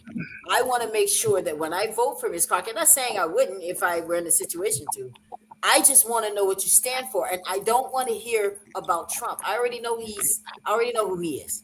And someone came on the broadcast here and they said, Trump's the best thing that happened to this. I can't even repeat it. See, it just can't even come out of my mouth. This one, Heather, I just can't say no. It's too bad. I mean, listen, that's their opinion, and I'm not going to bash anyone's opinion that comes here on the show. However, we just need to find out what it is that we believe in, and we need to vote for that person. We need to start it. The time is out for being loyal to people. You just because they're black. Yeah, I'm not going to do that. I like Jasmine. You didn't even give me, you couldn't even tell me what she stands for, but you say you like her. That's the problem. That's a problem.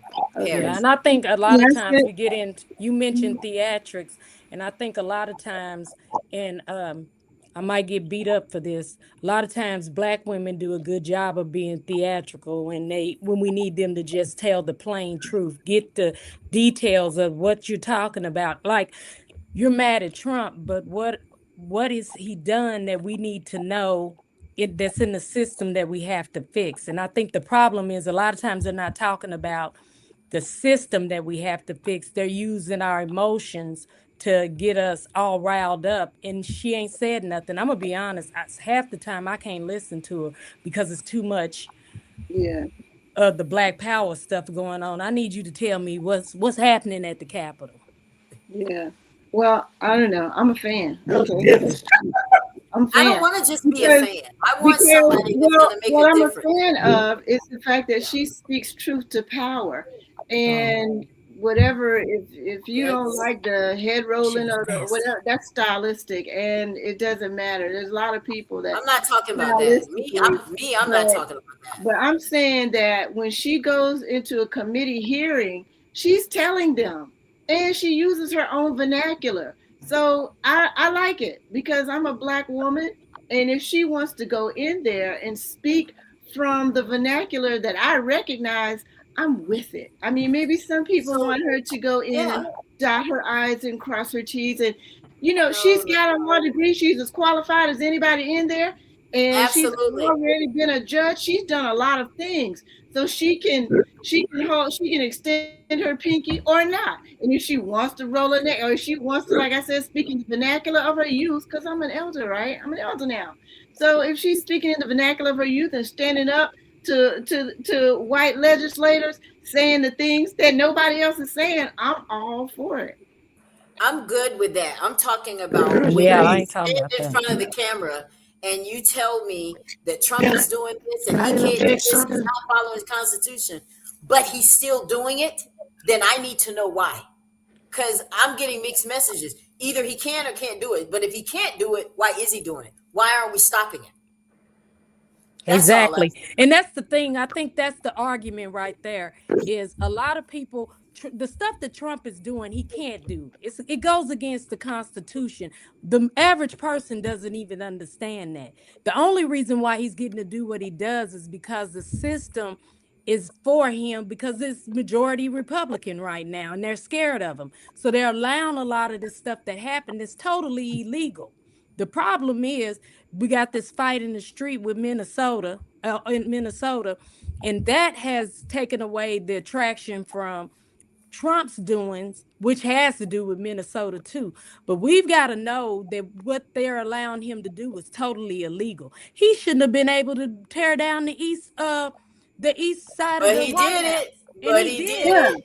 And he did it with that Congress and a bunker. That's what he's doing.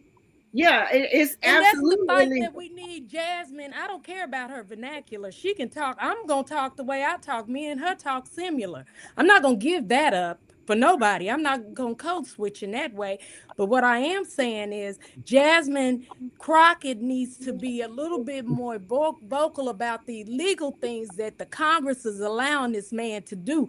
That's the part that she needs to educate the community about. And she's a lawyer. She should be able to do that. That's all I'm saying. Good I point, think Crystal. she's Fannie doing Lou great. Hamer wasn't She has my okay. total support. Okay. Yeah, I think she's doing great, and she has my total support, and she's well on her way. So what really exactly do. is she doing that has impressed you, Nothing. Mark? I mean, I'm not. I really want to know. The 'cause biggest thing, yeah. the biggest thing for me is that she's not afraid to speak truth to power, just like Marshall said. And you got a lot of people sitting in Congress that's just happy to go along to get along, that's not doing anything.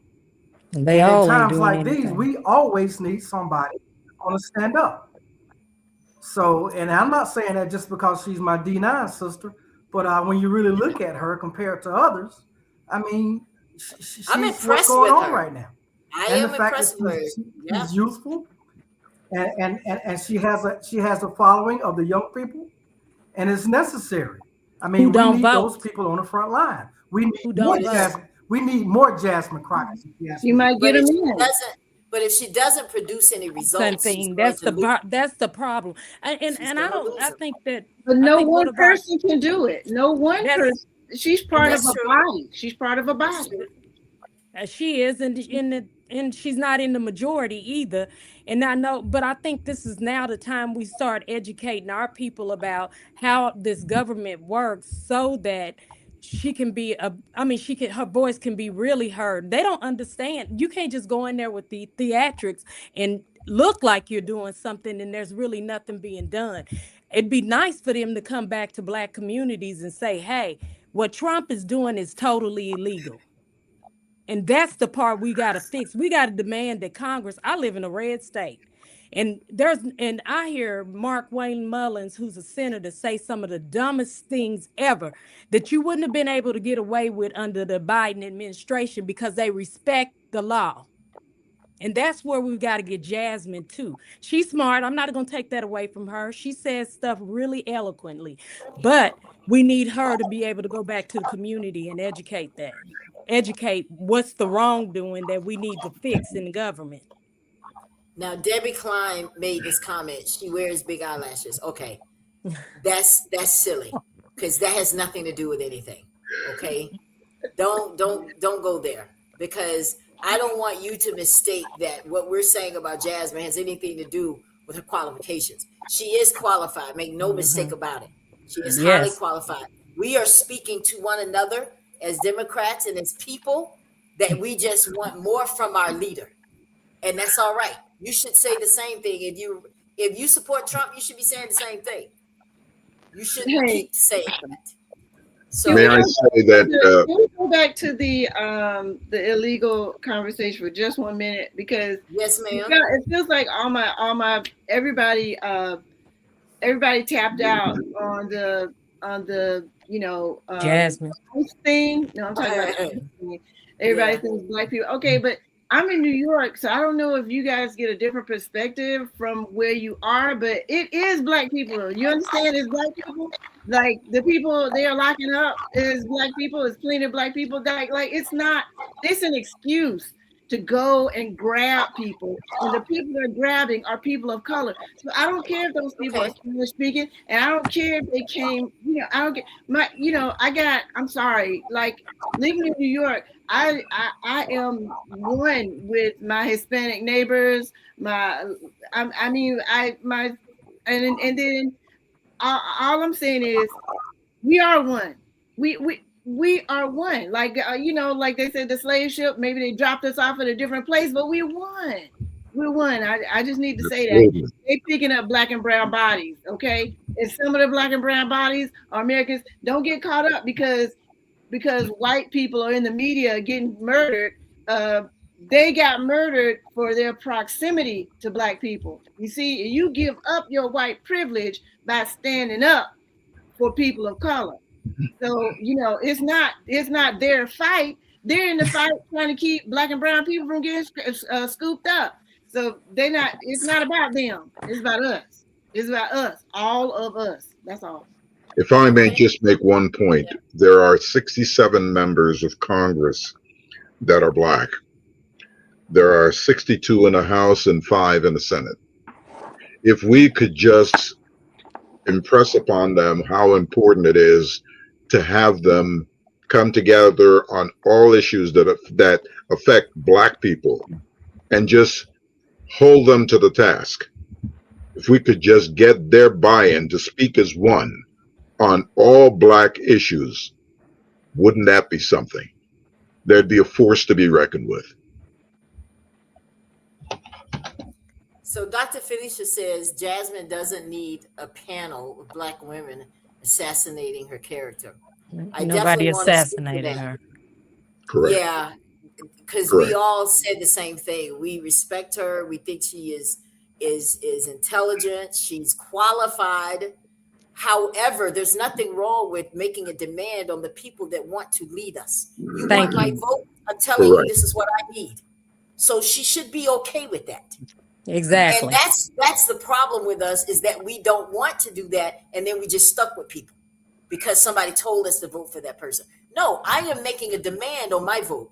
I want to know what you're going to do. I love you. I think you're funny. I think you're intelligent, but I want to know what you're going to do. I really do. I want to know, why is it that you keep telling me what Trump is doing and what he can't do, but then I'm watching news and I see that he's doing it. Everything you just said he can't do, he's still doing it. Mm-hmm. Why aren't we, I spoke to this about one of my friends, and they said, well, Ella, the Democrats don't hold the majority, and I'm like, then that means that you got to tighten up your leadership skills to know how to bring people along. Mm-hmm. That's what being a politician is. It's not going to always fall in your lap, so it's nothing wrong, doctor, for us to make a demand. We're not assassinating her character, and I'm not going to let anybody assassinate her character like we just addressed that one person that wants to talk about her lashes. That's some what's that lady, what's her name? The one that quit? Margie? Marjorie Taylor. No, because we would get all up in that. I mean, that's not going to be allowed. No, we stand up for our sister. We just want her to. We place a demand on our vote. You don't you gotta earn it. You gotta earn it. Yeah, but I mean, we got Hakeem Jeffries. He's saying nothing, doing nothing. What about him too? Him too. They can all get it. They can all get it. They can all get it. Him too. Chuck Schumer is a Zionist. So everything that is happening in Israel, he's for it. I'm just saying, let's frame these conversations about Black leadership around other Black leadership and people that we ain't, like Hakeem Jeffries is a leader, but Chuck Schumer tells him to jump, he says how high. So, and one more example, Mom Donnie, this Democratic socialist. I'm very excited here in New York. We're very excited for this new mayor. And do you know what? We have to get rid of the establishment Democrats. We have to get rid of them because they blew out Bernie Sanders. When Bernie Sanders had a strong candidacy for president, they wanted Hillary. Well, look what happened. This whole situation we're in right now is because they wanted to stand with Hillary instead of letting Bernie Sanders take the reins, because Bernie Sanders had a campaign that he could have won it. He could have won it. But this is the situation we're in right now because we let establishment Democrats, and yes, some of them look like us, and some of us, whatever, they was all up in the Clinton family eating their shit. And it hurt. Now we hurting right now because we let them do it. But the Democrats aren't even acknowledging this man is mayor of New York. That's a plum position for a Democrat. He could easily move from mayor of New York to mayor straight into the White House. He could. He's young. He's thoughtful. He's smart. And he's got the support of Bernie Sanders and some other low-key Democrats who don't have the courage to come out now, but they've been to New York to congratulate him. But did Chuck Schumer do it? Hell no. Hakeem Jeffries wouldn't even answer. The reporters asked him, "Hey, how you feeling about that Democratic Socialist?" And well, he wouldn't even say congratulations to him. So I'm just telling you that these kind of issues that we need to address. I'm glad you're bringing it up. Plenty of them. Gotta hit the hay. So, do you guys agree with this person here? They said that, oh, STFU, you folks are voting Democrat no matter what. Is he right? Is she right? He or she? I don't vote just Democrat, but I'll say this, especially on the local level. But I'll say this: I do think that the Black voters collectively need to start our own party. I think we got more power in negotiating that way. I really do. I don't think the Democrats are as beneficial as we think they are either. She's talking about Chuck Schumer ignoring the guy in New York. Right. I mean, we've got to create our own party and get our own power. Okay. Crystal says Trump does what the Trilateral Commission allows him to do. Bernie Sanders will never be president. Choose a president from the choices that are picked for you. Okay. Listen, I didn't know that we were going to turn into a political thing, but hey, listen, I think it flows that way sometimes here on the Ella Johnson Show. I love all the opinions, though. I like what everybody's saying, even the viewers. Thank you, guys. I'm trying to pull them all up. A politician is a politician at the end of the day. And what does that mean? What does that mean? A politician is a politician at the end of the day. What does that mean, Mark? They play both sides of the fence. Ding, ding, ding, ding, ding. They play. There it is. And that's why I place a demand on my vote. I want to make you say it. Tell me. Mm-hmm. You're not going to sidetrack me with the entertainment. We are too old for that. Okay? That may entertain people that aren't watching. I'm seeing what Trump is doing. I see the stuff they're doing. I research. When I read and see that they passed this, I'm like, what does that mean? What does this mean? What does this do for blacks? Those are like my three main questions. And the stuff that comes back to me that responds to those questions is not good. But we so easily entertained. No, it's going to take more than that. That's all we're saying. And everybody should place that demand on the people that's out here, because they're coming. You better believe they're all coming. It's especially midterms.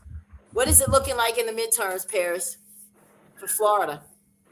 Well, I think in the midterms, it's a funny thing, but I think that here in our little patch of paradise here in Florida,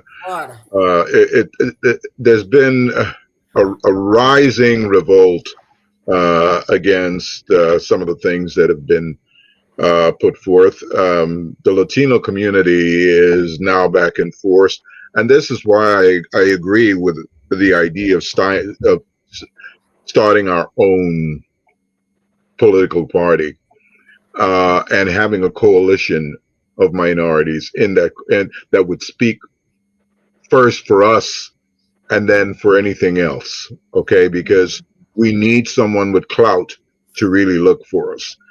We can't look to the Democratic Party, and we certainly can't look to the Republican Party.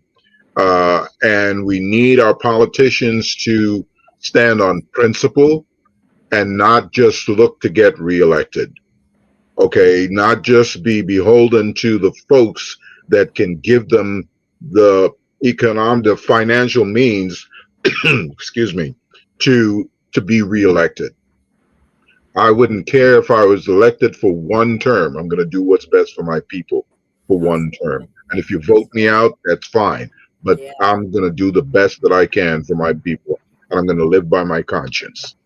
How many people agree with Crystal on this comment? She says, parties don't bring power. Money brings power. Black folks collectively ain't got enough to garner respect. Consider Jewish and Asian people. They have no political. How many people agree with that?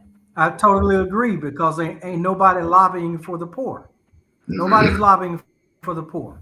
So I agree. I agree to a degree, but I do think that if we were to create our own party, we are a big voting bloc, especially Correct. for the Democratic Party. So if Correct. we were to remove ourselves from that party and create our own party, we become a powerhouse at that point. And our votes could be worth a lot of money, but we don't barter our vote either. Mm. We just How do give it we? to the Democrats. Okay. How should we barter our vote, Heather? I think we need to make sure that we're at the table, and we're at the table because we're our own party. At that point, they know we're serious. We've removed ourselves from them. We become our own voice. We create our platform and make our demands. And if they don't do right, we won't deal with them again. We can work with both sides at that point, but they need our vote. They definitely need our vote. I would just add that, Marcia, I agree with you what you spoke about in terms of Mamdani in New York. I think that we're all inspired by that, and you know that 2 years ago he couldn't have gotten himself elected dog catcher.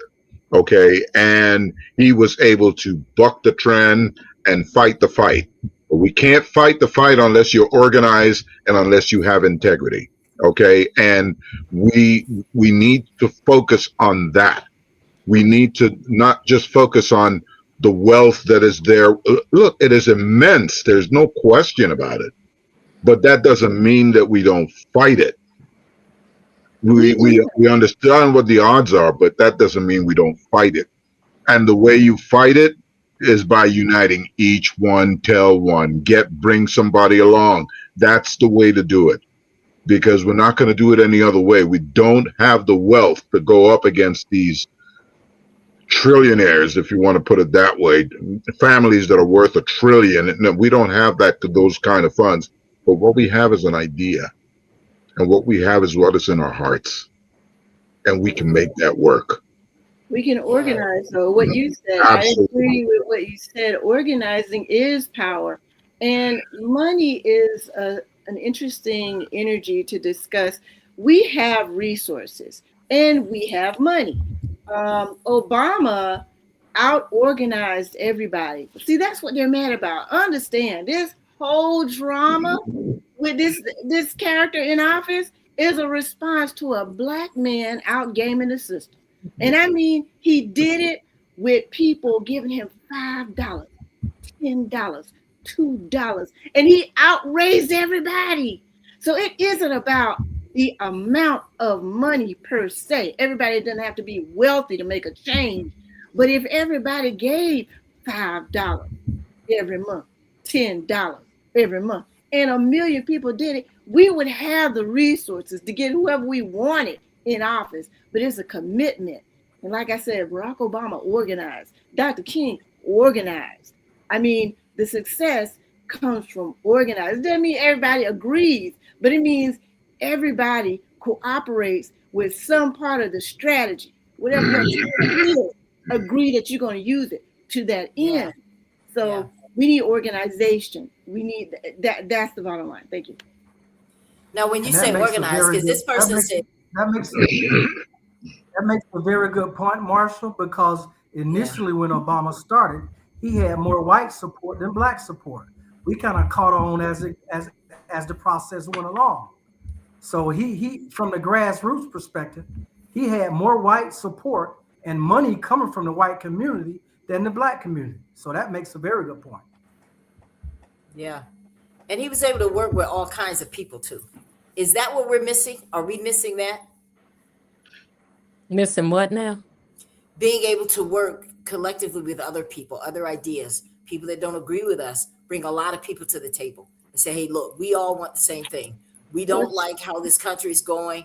I know that we're from two different sides of the aisle. However, we need to come to, I mean, I know they do that to a degree, but do we think it's working if they are doing that? Should we do more of that, do you think? Well, Chairman Fred Hampton figured out how to coalesce with a whole bunch of different groups and unite them. So he figured out how to get pull white people engaged. He figured out how to get Native Americans engaged. He figured out how to get Hispanic people engaged. And so him doing that is what made his death necessary at the age of 21. The government already saw what this young brother could do because he went out and as a Black Panther and organized all these different communities to come together and agree that the government is screwing all of us. Okay, so I think it's foolish for us, not foolish. I don't want to say that. What I mean is it's not smart for us to try to coalesce and say, well, just us Black people, we're going to decide. We have to coalesce. We have to figure out what are our priorities and how they can align with other groups, because keeping us separated, that's the whole game. That's the whole game. Keeping everybody separated, because all these whites that voted for Trump, they poor. They are struggling. Many of them are struggling, but they think that they benefit from our oppression. But if somebody could get to them and make sure that they understood, you don't benefit. You still need those food stamps. You don't, you're not benefiting from us. You don't get money because a Black person doesn't. I mean, that's ridiculous. But again, people who manage to organize large groups of people, those are the people they have to off. Those are the people they have to get rid of. So we gotta be brave enough to find a way to coalesce with other communities. Guys, the comments are just coming in. I'm trying to stop some of them so we can talk. We have a comment here. It says, now back in 2016, American people were mad about immigration and same-sex marriage. Keep it real. Any comments on that one? I haven't heard from you over there, Terry. What do you think about this? Now back in 2016, this comment. Yeah, they was upset. Yeah, they was upset.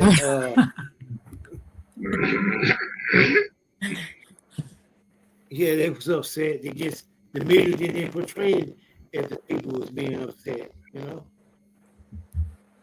So is this true that the Black Panthers, I know they served breakfast, but they became junkies and went to jail? Yeah, they got into a lot of trouble afterwards, but they were kind of set up in the end. I did my paper in college over Huey P. Newton. He was actually a smart man. He was an attorney. He went to law school so he could be a better criminal. And a lot of people don't realize, and a lot of people don't even realize. To be a better criminal? Really? Yeah, he said that in his book. And, oh, wow. And a lot of people don't realize that the reason why you can't take a gun into a federal and a state building has to do with his smartness. He knew that in California, they didn't have a law against carrying a gun into a state building. And so he changed a lot of rules. Not only that, the nutrition program that now exists, the free lunch program, that comes from the Black Panthers. They knew that Black kids wasn't getting fed in the morning. And that's why their test scores were so low. They started feeding kids in the morning. Yeah. But the government went in, penetrated that group, and got them against each other. That's the only reason they failed and he ended up dying in a fight with a drug dealer. They killed him. They were jealous. They were jealous of the Black Panther being able to do that because it made them look bad. This is what we're supposed to do, is feed the hungry kids. And now they got this organization doing it. They were jealous, as in a lot of things. The government infiltrated every organization we've ever had. Every one. Mm-hmm. Yep. Exactly. But to go back to that part about the having money, I think we always have to keep in the back of our minds that Black people are $1 trillion business for the world. We have the money to be able to fund a party. The problem is we don't prioritize where our money goes except for entertainment and having nice things. And that's what we've got to train our people to understand. We need to put our money in places that are going to benefit us for the long run. Okay. Now we're going to we're almost about to wrap up, guys, but I definitely want to address this. It says, white people ain't your problem. Poor white folks can go to their churches and organizations for help. Black folks can't get a D thing from none of the institutions and organizations they praise. Well, that's just because of it's because of the building fund in the black church. The one that they've been doing for 20 years. Yeah. We should free some stuff up from that. If we could free the funds up from the building fund, we might be able to get something tangible done. You know, we're laughing, but it's actually sad. It's actually sad. No, I know. Yeah. It's actually sad, and it actually breaks my heart because if you can take like a Greenwood, one thing that I loved in that video, and I watched your documentary, it was very well done, Terry. You guys did an amazing job on it. But one thing I will never forget is the woman that said there was no homelessness. And I love that. And I would love to know how they were able to do that. Was it because they looked out for one another? They took people in that were falling short? Did the church have a lot to do with that? Was it a collective effort? Like, I would love to know how you had a community back in 1920s and there was no homelessness. We should stick a pin in that one and think about that. Like, how were they able to do it, Heather and Terry? I want to know. I think communal is one way. We definitely look out for each other. I'll give you a good example. It's not many. I've gone to a lot of black churches, and there's always some poor white person that the black church takes care of. We are a compassionate community. A lot of white people think that we want revenge and we're bittersweet. I mean, we're bitter and we got some secret war that we're gonna put on them. What has kept our bitterness from going after them is our compassion. We have a lot of compassion, so we're gonna see after each other, and we see after people who have been not that good to us either. Yeah, we do. Yeah, Well, we do. I think the homelessness issue is ownership. I mean, the people over there, they own that land and they own those houses. So maybe that person, maybe the owner, if it was something they were renting, or if they were renting, maybe that black person wouldn't put them out because they didn't get the rent that much. So it all goes back to money. Yeah, it goes back. Well, it goes back to ownership. It goes back to ownership because, now it's very hard to own a home. It wasn't like when our parents were coming up and they had federal programs. They had the what is it called? Anyway, they had the home ownership programs and they could buy these houses at low prices. We had a lot of veterans. Of course, they were cheating black veterans, but many veterans did get a chance to become homeowners. But I'm just saying, if you own the land and you own the house, and say you and your brother and your cousin built the house you're living in, then how is homelessness going to happen? No matter what your income is, that's your house. That's your land. Yeah. Well, one thing, and Terry probably ain't saying anything because he can't talk right now. But I'll say this: one thing I do notice about the history of Greenwood, there were a lot of rooming and boarding houses too. So it was a little bit of affordable space for people who was just one person. And the other thing is too, the wealth that was in Tulsa with the oil, there were jobs, lots of jobs available. And you could hustle and not have a job too. Right. Crystal says white churches have done a lot for a lot of black folks too. I think we're gonna wrap this show up for there tonight, guys. We're all coming back tomorrow, but I want to give you guys your last words on this. This has been a great conversation. Like, I could actually stay here all night with you guys. Like, I could just. Like, I love talking about this because we can do it without disrespect, and we can do it with like-mindedness. And even when we don't agree on certain things, we can still do it with respect. That's what we want, just not just here on this show, but out there too. Yeah. We shouldn't be afraid to ask our leaders, what are you going to do for us? How is this going to look for us 5 years from now if we do this? How does this work for us? Because you got people that are telling you all this stuff and they don't have financial problems. Let's not forget that. They don't have financial problems. They don't have to worry about their rent. They don't have to worry about choosing between gas or groceries. So if you're going to lead a people and that is their concern, you need to meet their concern. That's all I'm saying. And I am placing a demand on anybody that is my vote, I don't white or black. And that's just where we're going to leave it. But I want to make sure you guys get a final say. Who's coming back with me tomorrow night? I know Heather's coming back. Who else is coming back with me tomorrow night? Let's not all speak at once. Are you asleep over there? Yes. Listen, we will be back. Heather and I will be back tomorrow. I know Marsha's going to join us on Tuesday. Terry said he is. All right, yes. Get him a light. Please get him a light. Heather. Yeah. Okay. If you got to go to her house, go. Just get him a light. I'm hook him up. You know, I'm messing with you, Terry. That's my boy. I love Terry. He is good people. You guys are lovely. This has been a great show, but I want you guys to get last word. What would you like to say? Paris, Mark. Mark, you want to take it?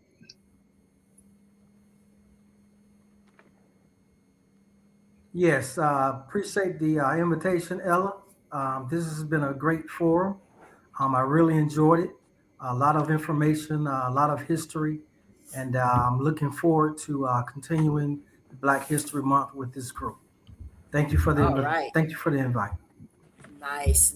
Well, you are welcome. Thank you so much for joining. I'm glad. Paris? Well, I know that you have many things planned for this Black History Month, and that I think we have the power to make it memorable for all Black people who will tune in and listen. But perhaps one of the things that you could look into as a subject would be, how do we as Black people take the political atmosphere that we have now and make it something that Black people can affect change.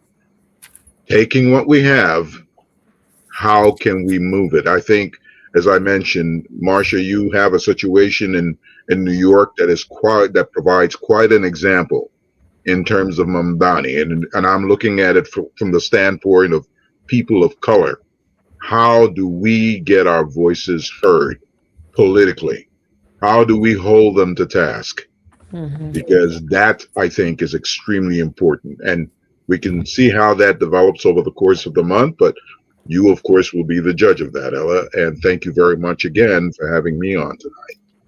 All right. This person says, stop Black on Black crime. That's a whole, listen, I'm not mad at some of the stuff because I don't agree with Black on Black crime. I don't agree with white on white crime. It happens with both. But for some reason, there's so much emphasis on Black crime. Why is that? There's a misnomer. It's a misnomer because it suggests that Black people commit more crimes, and that we're committing it against one another. Everybody commits a crime in the area where they are. So let's talk about white on white crime. When white people commit a crime, they commit the crime in the area most convenient to where they are. That is correct. About poor people. So let's stop poor people from being poor. Okay, and let's stop crime at the white collar level. That's where the billions of dollars are being taken. We're getting robbed. We're getting looted by our own government right now. So let's worry about that. That's correct. Well, doggone, Marsha, I think not only that. Are you ready to go? Girl, you sound like a politician. I feel like I need to vote for you. Like, are you running? Not for only something? that, though, statistically, we know who commit most of the crime. Yes, we do. Let's be real. And I just want to address something too. I saw something today where somebody called us savages. Who were the first savages? I'll let anybody on this panel answer that question. Who brought violence into this country? Who drug us here we violently got here. And it was okay. So let's stop that one. Stop all this. Black people are savages, they're animals, they're criminals, they do crime. Okay, I want y'all, if you don't do nothing else, learn some Black history and know that back in 1920, we did not do that to Tulsa. They did that. They even got the government involved. The government got involved. and bomb this city because they were jealous. Okay, so y'all gonna learn some things tonight too, and this month. So y'all just keep watching. I want everybody to come back tomorrow night. Marsha, did you have something else to say before we get out of here? Get your hands out my pocket. Girl, now you know I wasn't ready for that. Okay, that was good. Heather, anything else before we get out of here? No, I'll see y'all tomorrow. See us tomorrow. Thank you, Crystal, so much always for coming in and giving us something else to think about. Crystal will not let you stay in your thought, won't she? You think you got it figured out. She's like, that's a bunch of BS too. Terry, get her. All right, Crystal, thank you guys, everybody, so much. There's so many comments here coming. I want to pull them up. I want to pull them up here. Thank you all so much. All of you, please come back tomorrow night, same time, 8:30 p.m. Eastern, right here on the Ella Johnson Show. What was that? She said, "Oh, you all right? Oh yeah, good?" Yeah. Oh, before we get out of here, I wanted to show your grandmother because you weren't here when we were talking about it. But this is her grandmother, who is a survivor of the 1921 Tulsa Race Massacre. So I put these pictures together like this, and her name, what's her name again? Ruth Dean Nash. Ruth Dean Nash. Isn't she beautiful? She was a survivor. Thank you. Yes. So she shared That's her in with the us. middle. To the left was her mama. That's her in the middle, and that's her mom to the left. Okay, nice. Yeah, and that's her brother at the bottom with her. Nice. I love it. Okay. Excellent. Nice.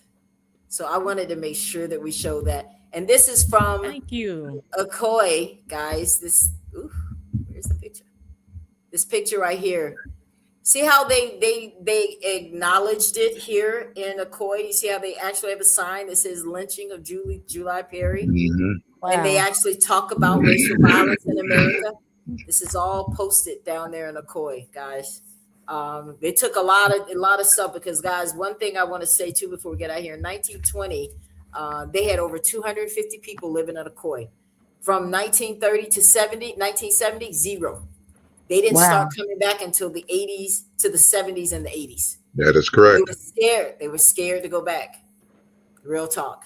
So I know that they don't have reparations right now going on in Ocoee, but what they are doing is they're offering like $6,000+ scholarships to anyone that's a descendant of the massacre. Oh, I thought they got. Well, I know I came late to the show, and but I thought that Ocoee had gotten reparations with Rosewood. That didn't happen. With Rosewood, they did. No. Not with Ocoee. I thought both got it at the same time. No, they did not. Oh, okay. Oh, well, good to know. I didn't know that. So we need to work together. They still praying about it, I guess. Yeah. Listen, what is there to think about? Like, I'm just going to keep it real. What is there to think about? You did them wrong. You took their land. You knew what you were doing. These people were told that they could vote, and then you kept them from voting. You killed them. You wanted them to leave their land so that you could seize their property. Let's be real. Give them pay up. I'm with you now, Marsha. Pay up. There's no, we're going to forget. No, pay up. We want our check. Ain't that what Martin Luther King said? I'm coming to get my check. I agree. Give me what you promised on paper. All right, guys, we're going to get out of here. I know everybody's got to get to their rest because we got a whole nother show for tomorrow night. Tomorrow night, we're going to talk about what happened with Don Lemon. Oh. Yeah. We're going to talk about what happened with Don Lemon tomorrow night. This ain't nothing new. All right. I know you guys are like, oh my God, that's just something. What they did to Don. No, it's done. It's been done before. And then on Tuesday night, we're going to talk about these FBI raids. Right? Y'all see these raids are going into Fulton? Yep. Nothing new under the sun, guys. It's all history repeating itself. So that's all coming up on the Ella Johnson Show. We'll see you next time. Y'all have a great evening. Good night. You too, all sis. Right. I love everybody. Good night. Good night, everybody. Thank you so much for tuning in to the Ella Johnson Show. We'll see you next time. We are supporters of the Ella Johnson Show. We live in South Korea. We have been watching Ella Johnson's show for like a year now, and we love her show. Her show is very inspirational, motivational, and educational.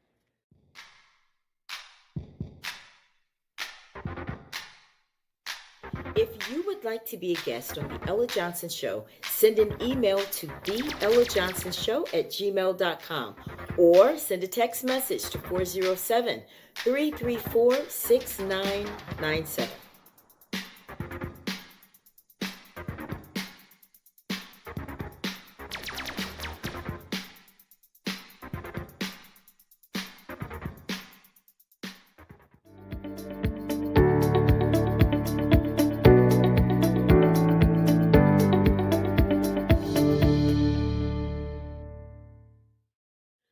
We love Ella Johnson Show.